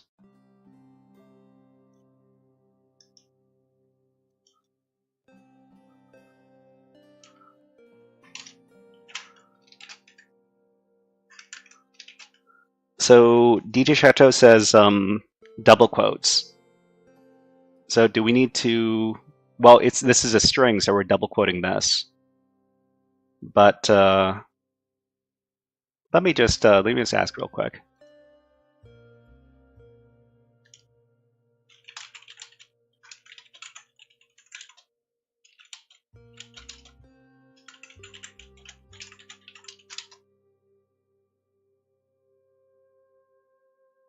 Okay, variable name equals value. Okay, so we don't need to use the $sign. Do not put spaces around the equal sign. Okay. Right. So I must have been thinking of like PHP or something. Okay, so known part equals this, and then let's grab.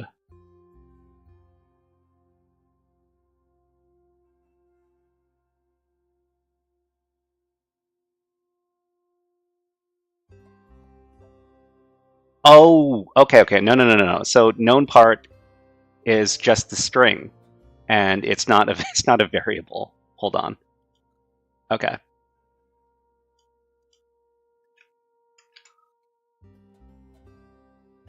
So we don't even need to create a script. We just put in this command, and then we echo in the part of the password that we know, which is this. And then this looks correct because we're just doing lowercase letters. Okay. Double quotes are just defensive programming. Yeah, for sure. Okay. Oh, I'm in the wrong directory, but that's okay. So let's see if it managed to. Okay, so it looks like this is the right kind of list. Let's figure out how many lines are in here. So there's 676 lines. So that's going to be a brute force attack with 676 payloads. I don't know if this would be considered rude of me to do this using Hydra. but it doesn't seem like a lot of payloads, so it might be okay. All right, so let's use Hydra. This doesn't look like what I want to do. So it's so L is Gloria, and the password is passwords.txt, and it's going to be SSH, and then it's going to be Venus.HackMyVM.eu. You can rate limit with Hydra if you want to slow it down. That's actually, well, that's a good idea. But then again, I don't want it to be too slow. So how many threads? How many threads is the regular number of threads to use inside of Hydra?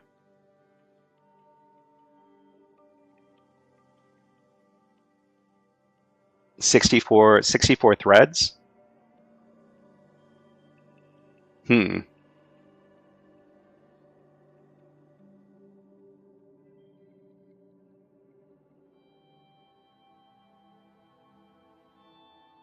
Okay, so yeah, let's try 4 threads. So I think it's T4 like this.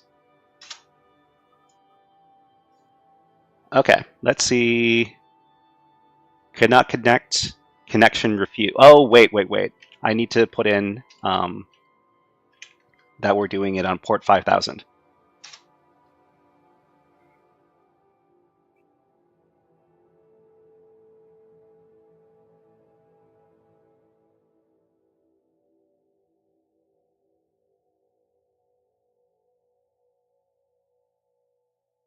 DJ Chateau says Hydra will actually recommend 64.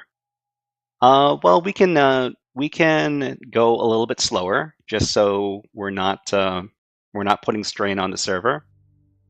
It's only the polite thing to do. So just for reference, are you people in chat also following along, or are you just watching me work my magic? But either way, I appreciate everybody in chat. And let's do a fun little redeem, because I don't know what is left in the video repertoire, but let's look it up.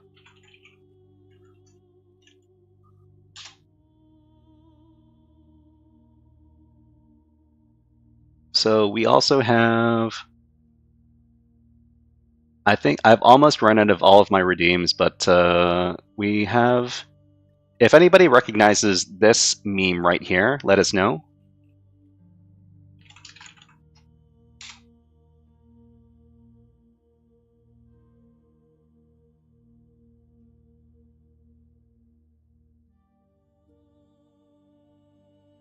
Is this a hacking? Hacksaw Goblin says you can also do -V to see all of the attempts. So I think I don't think I necessarily need to see all the attempts, but I guess it's good for sanity checks. So but the problem is it only does 24 tries a minute, and it only does 24 tries a minute, which means this could take a while. So it says that it could take like an hour to do 24 tries a minute. How many would that take if we're doing 652? I might want to turn up the juice on this.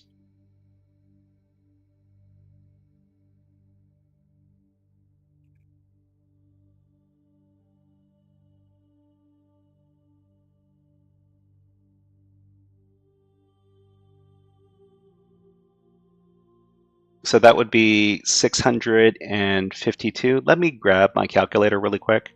I'm not very good at math. So pull out the calculators, do 652, 600 and, what was it, 76? 76 divided by 24 per minute. That's 20. That's 25 minutes.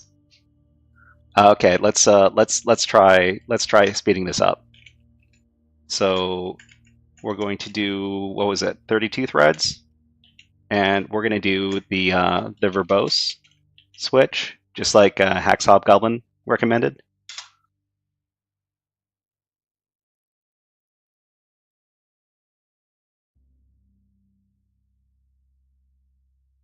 Many SSH configurations limit the number of parallel tasks.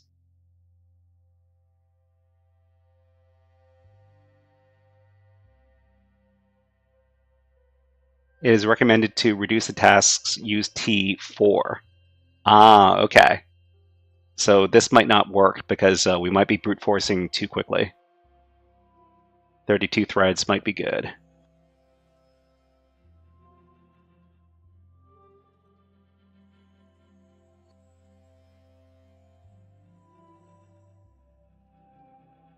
So just, you know, one of the things I really wanted to try researching more is getting more into brute forcing and password cracking. I don't necessarily... Huh. It says that one of my connections is down. So I'm doing simultaneous streaming to both YouTube and Twitch. Oh, okay. It could just be my... It could just be my my chat program that is not connected to both. Hacksaw Goblin says, password cracking is one of my favorite things to do.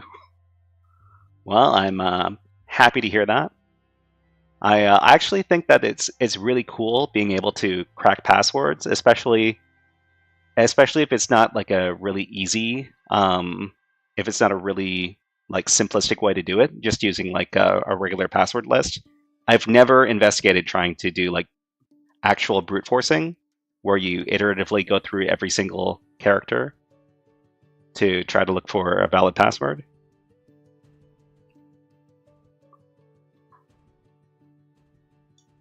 What I need to do is I need to make sure that Gloria is the correct username first. So Gloria is the correct username.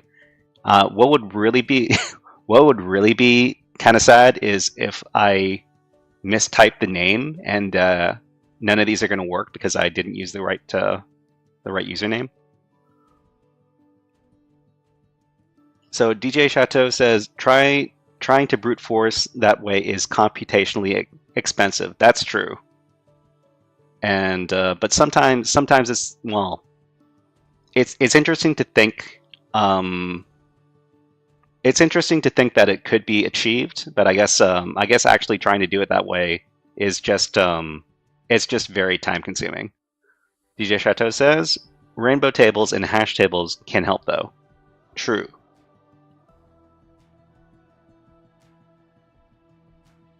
Okay, so what else could we do while we're waiting?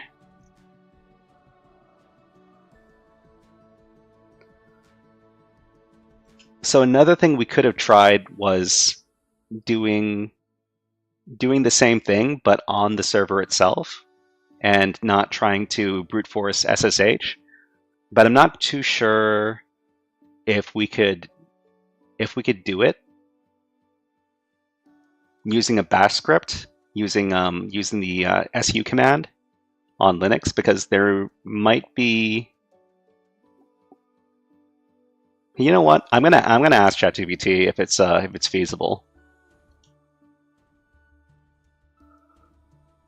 If we are on the server already, could we use the password.txt list?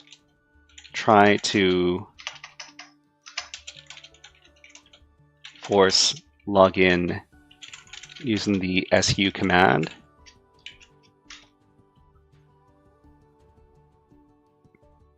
DJ Chateau says, I was supposed to get my hands on 16 terabytes of NTLM hashes while at DEF CON, but I was only able to get VX Underground 8 terabyte drive. Huh. Would you say that the entire 8 terabytes of that drive is filled with NTLM hashes? Hobgoblin says, we always have something to compare the password to. There has to be a brute force component to this. DJ Chateau says, the 8 terabyte drive is filled with malware. VX Underground Archives malware. Okay. What kind of research were you planning to do with that 8 terabyte drive? Okay, so yes, if you're already on the server and you want to use a password list to brute force login using the su command, which is used to switch to another user, you can write a simple bash script to automate this process. However, it's important to note that this approach could trigger security mechanisms such as account lockouts or logging, and is generally considered illegal and unethical to perform brute force attacks without explicit permission. I think they would prefer, for this particular level of the CTF, I think they would prefer us to do iterative su commands instead of brute forcing using Hydra. Though this is how you can write a script to attempt brute forcing the su command with the password list. Okay, so we've got our variables and our password file variable list. I like how ChatGPT tells you how to do it anyway and doesn't just say, hell no. Just look through the code, read the white papers, and do some reverse engineering of some of the malware. GT Chateau, it sounds like it sounds like you are very interested in doing this kind of research. I can't say that I'm quite at that level. I mostly got into cybersecurity to teach people how to do beginners cybersecurity, and yeah. But I really appreciate how you seem like super passionate about doing some deep research into this stuff. But Hobgoblin, yeah, ChatGPT. Well, ChatGPT might be used to the stuff that I ask for, because I usually preface everything that I ask ChatGPT by saying that I'm doing some sort of CTF challenge. So it might have picked up on, it might have just picked up that I'm trying to do CTF challenges for all of the cybersecurity stuff that I ask it. But let's see, iterate over each password in the list. Okay. So while ifs equals read our password, okay. Trying password this. Attempt to use su with the current password. Okay. Check if the last command was successful. Hobgoblin says, let's see. Sometimes it denies me anyway, even if I do that. I guess it would really depend on what exactly you were asking it to do. But I don't really. I mean, I've never had too much of an issue with asking ChatGPT to do cybersecurity stuff. DJ Chateau says, I don't know if I'm at that level, but I'm going to mess with it. Years ago, when I worked for a remote support company, one of the things I used to help with was making custom batch scripts to deal with new malware to remove it while it was live on a remote system, and always got wrapped up in that process. You know, that sounds super cool, and I've never actually worked as a I've never worked in a traditional IT role, so I've never done network administration or anything like that. I actually got into my first role inside of cybersecurity was doing web app pen testing, and that's not something that that most people typically do. But I knew some people who gave me an in with my first job doing web app pen testing. So DJ Chateau says, "Oh, HackmyVM says incident response in a box." That certainly sounds like it. Yeah. DJ Chateau says, we have to make scripts like that because of licensing restrictions at the time. All right. Yeah, that sounds like a workaround. Okay, so what I'm going to do before I try to implement this script right here is I'm going to take a look at the progress on Hydra. Hydra did it. Hydra did it. Okay. So it found the password. It is this. So let's record this. I think we might do one more level before calling it a night, because I don't want to go too far beyond 10 o'clock, which is the time where I am. But let's record the commands that we use to create our list and to do the brute forcing.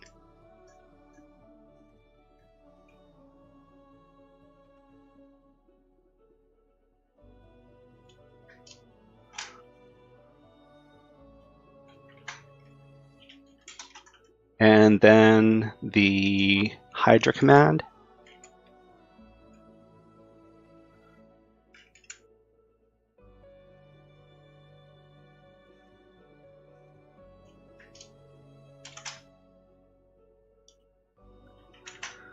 Okay, DJ Chateau says, so it forced us to have to learn how to analyze malware behavior to script around it because we had to make sure we didn't hose the user's computer at the time. Yeah, it certainly sounds like it sounds like you had to do a lot of creative creative thinking, like outside the box kind of stuff to accommodate the customer and not borking their system while trying to get rid of the malware. But Hacks Hobgoblin says no AV or EDR. I guess that's for DJ Chateau to answer. All right, so let's try logging into the next level.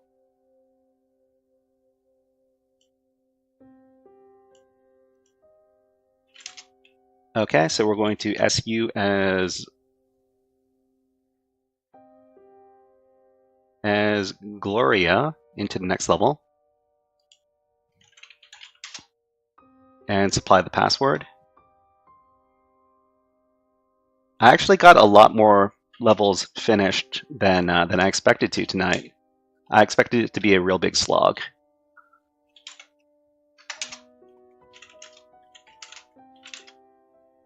Okay, so let's see what this mission's all about. So the user Alora, so Alora is the name in the next level. Level 36 is Alora.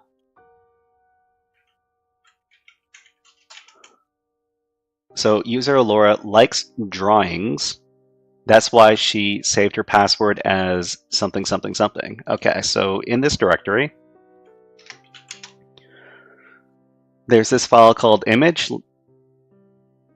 Let's figure out what this is.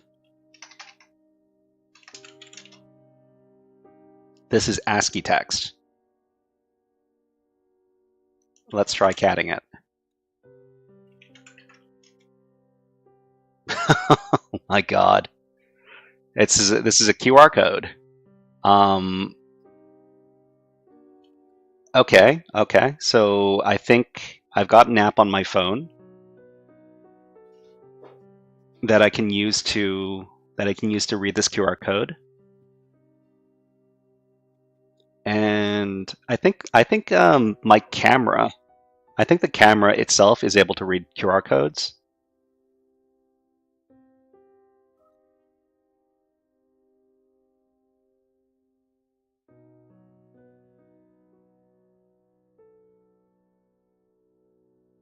So DJ Chateau says, if you screenshot that in Kali, you can use zbar img. There's a command line utility that will read QR codes. I forgot what it's called though. If you screenshot that in Kali. Okay.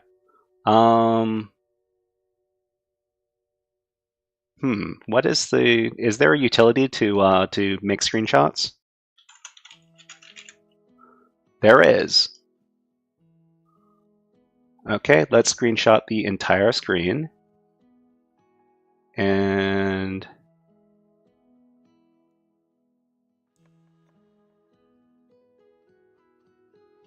actually, let's just select a region to screenshot. Whoops. Where is that app? Capture the mouse pointer, no. Capture the window border, yes.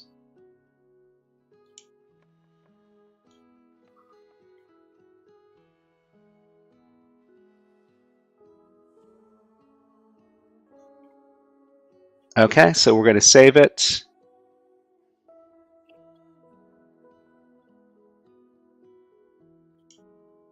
And we're going to save it to,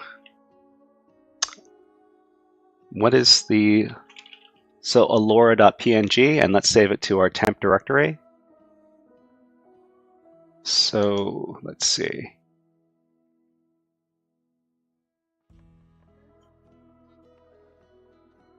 So let's just save it to tmp/alora.png. Okay.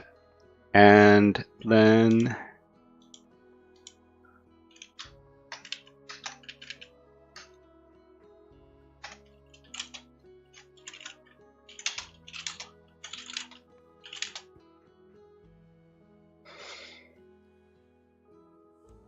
oh, it didn't. Okay, yeah, it's saved. Okay, great.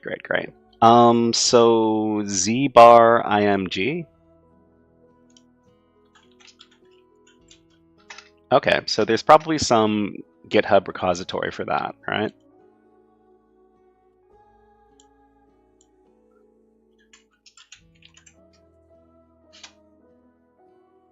Scan and decode barcodes from image files.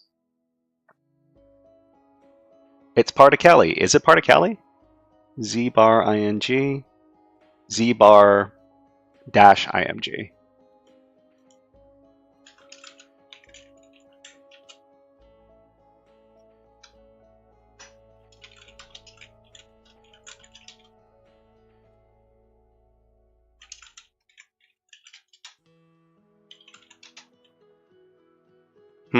That's not, oh, there's no dash? Okay.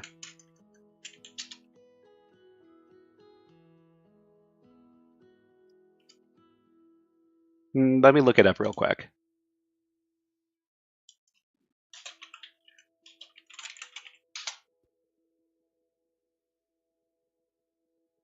Sudo apt install zbar-dbg.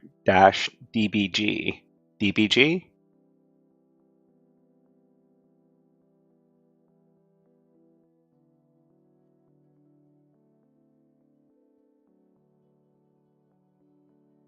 zbar-tools. Okay, let's try zbar-tools.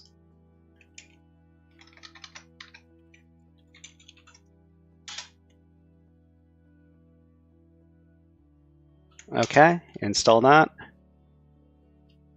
Huh, some error messages. Oh, you know what? Maybe I need to update first. Sudo apt update.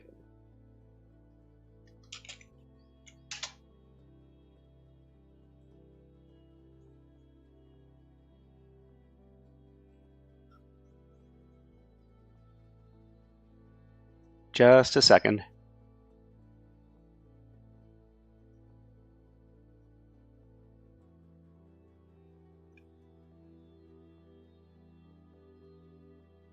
Okay.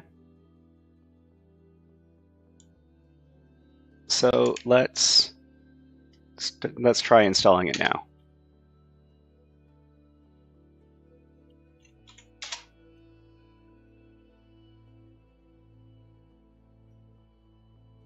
Looks like it's going.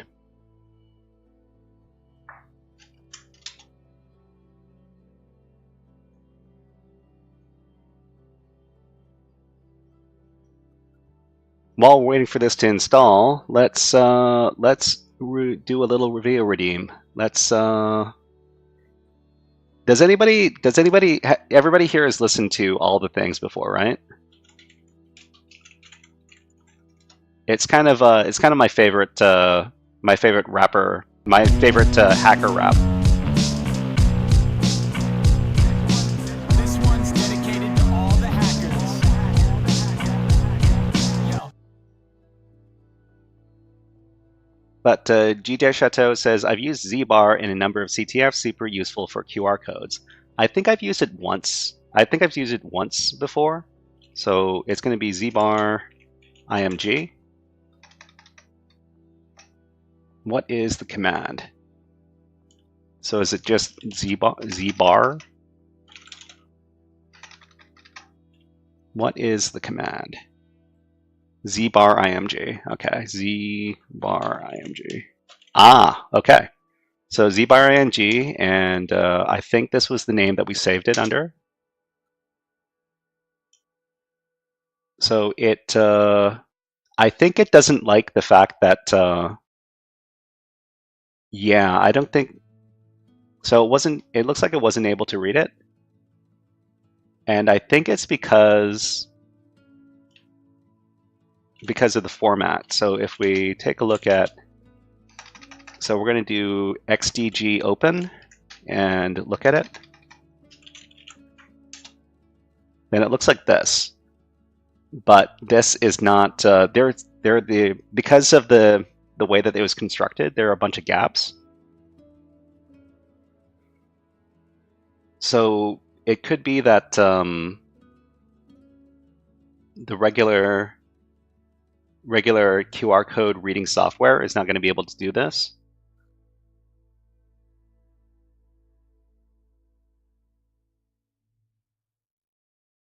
But let me try with an app on my phone.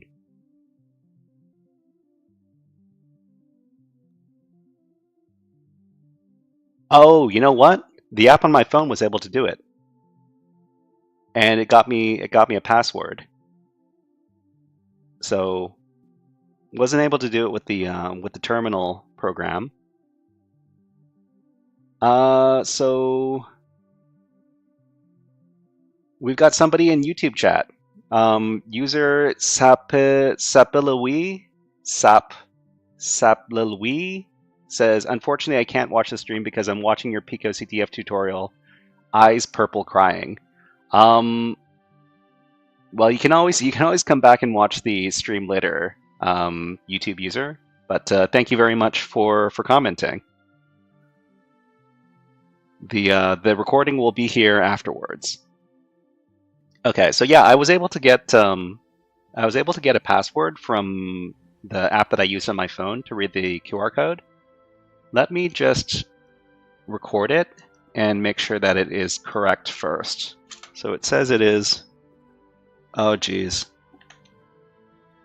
Copying this stuff out from my phone screen, my eyes are going blurry.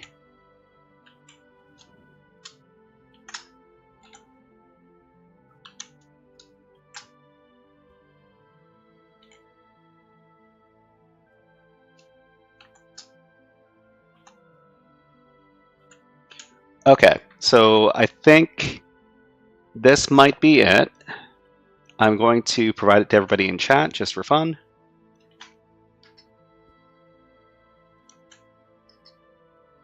And let's try this out on the website. So we're going to switch users to Laura and provide this password.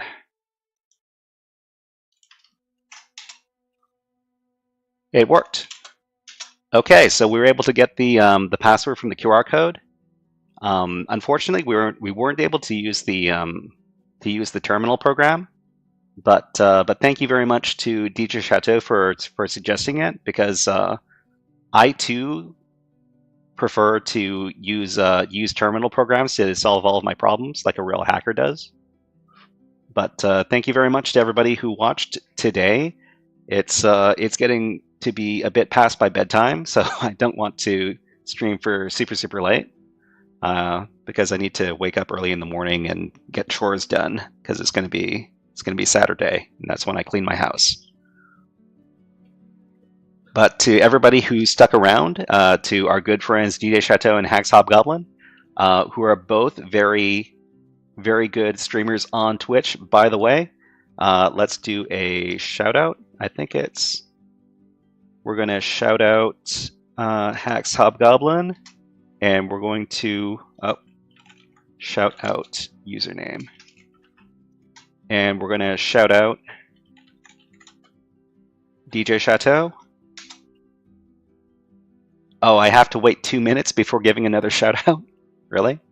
Why are you limiting me? Okay, I'm going to grab DJ Chateau's Twitch page, and I'm going to just paste it in chat. Hold on. Twitch. DJ_Chateau.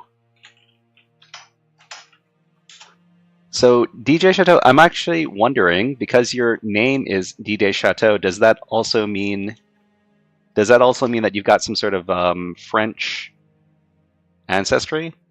It's just a wild guess. But there's your shout out, DJ Chateau. DJ Chateau says, yes, Cajun. Hey, I can speak maybe 2 sentences of French from my excellent Canadian education. I can say, je ne parle pas français, which means I don't understand French, and je m'appelle the Shy Hat, which means my name is the Shy Hat. User on YouTube, Sapalilui, says, by the way, I will pass. Oh, reverse. Okay, I really like your video. We'll watch it later. Thank you very much, Sapalilui.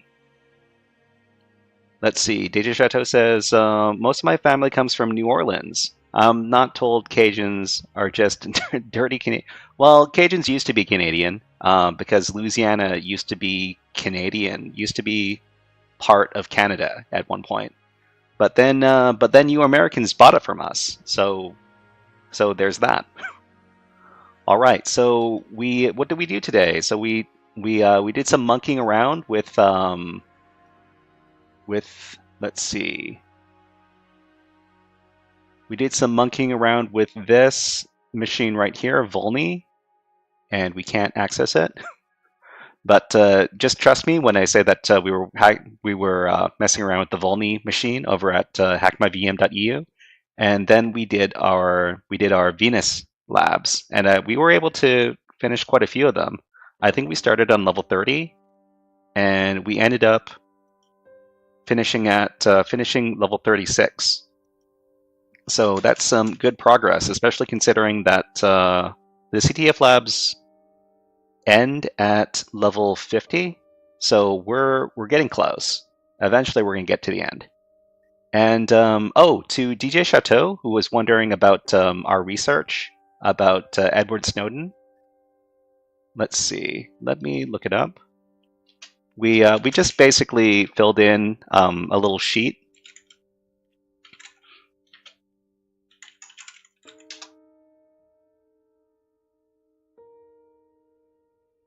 Where is my GitHub?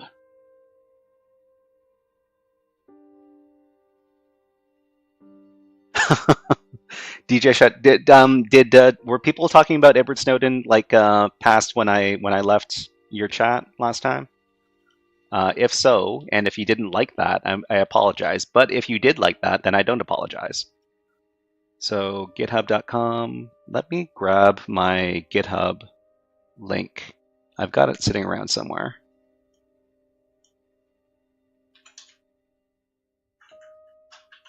Okay, so this should be it. No, chat was just being hypersensitive. Oh, Hackscob Goblin, yeah. I rated DJ Chateau a couple of days ago, and it was just after I did like an OSINT session on Edward Snowden, and I started asking if people in DJ Chateau's chat if they thought that Edward Snowden was a good person or a bad person, and I suppose that can be kind of a tricky thing to talk about, because DJ Chateau says that they're trying to avoid political topics. Yeah. Oh well, I mean, you know, I became interested in Edward Snowden's book when I was doing research on Edward Snowden the other day, and I started listening to the audiobook version of his book, which is called, let's see, Edward Snowden book, which is called Permanent Record. So if you're interested, you could you too could take a look at this book. One thing that Edward Snowden talks about in the early chapters that I've listened to is that he talks about how he comes from a family of American patriots. So take that for what take that for what it may be. It may be extremely biased, or he's trying to paint himself in a certain light. But that's one of the things he talks about. But we were doing HackerFrogs, and we were doing Cyber OSINT Party, and yeah, this is the file on Edward Snowden that we came up with. So if you wanted to take a look, it's actually not super detailed, but that's what this is the file that we created from the research we did a couple days ago. Let's see. DJ Shato says, I think you bring that up in chat wasn't a bad thing. I need to learn how to navigate such a topic because it's still relevant to our industry and it shouldn't be avoided. I used to be a lot less nuanced about this person and whether or not the stuff that he did was seen as like a universal good or a universal bad thing. But yeah, we should be a little bit more careful. We should be a little more thoughtful about how we come down as far as this kind of a topic is concerned. But yeah, the funny thing is that all my sources when I was trying to figure out which aliases this person used, they came up with each one of the sources that I used came up with different aliases, aside from just his regular name. So I found that to be very funny.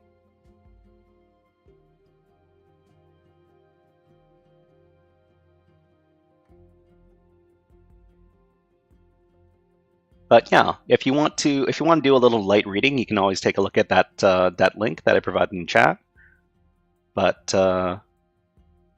I should be going now. Let's find a worthy InfoSec streamer to raid so that we can keep on paying it forward. So we're looking on InfoSec streamers. InfoSec. Let me take a look at the list.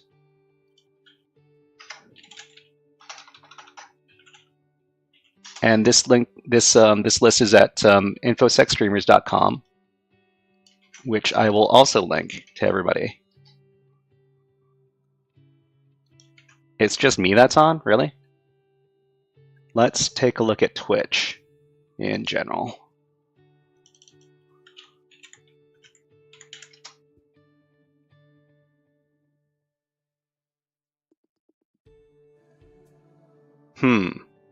Is there anybody in the science and technology category that we could raid?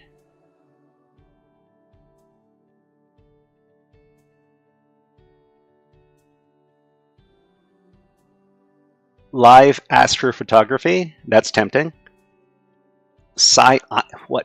Ants news? Whoa, there's a channel that talks all about ants. Really? Let's take a look at what this person is doing on his ants page.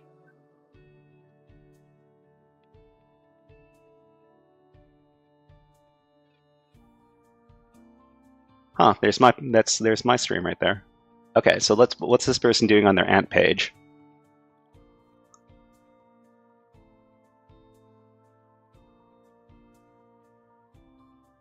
So this is going to be super slow because I'm loading this on Kali. But let's just load this on not Kali then.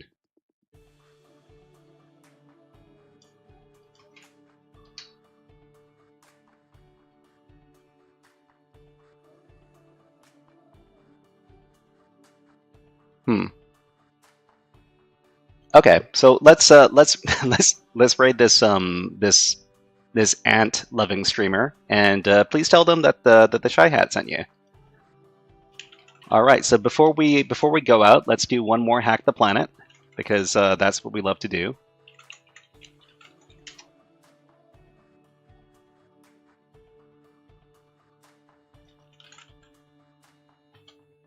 And it's science_streams. Okay, everybody, we're going to be back on Monday. Everybody have a great weekend, and I hope to see you next time. We're going to be streaming on Monday, and hope to see you then.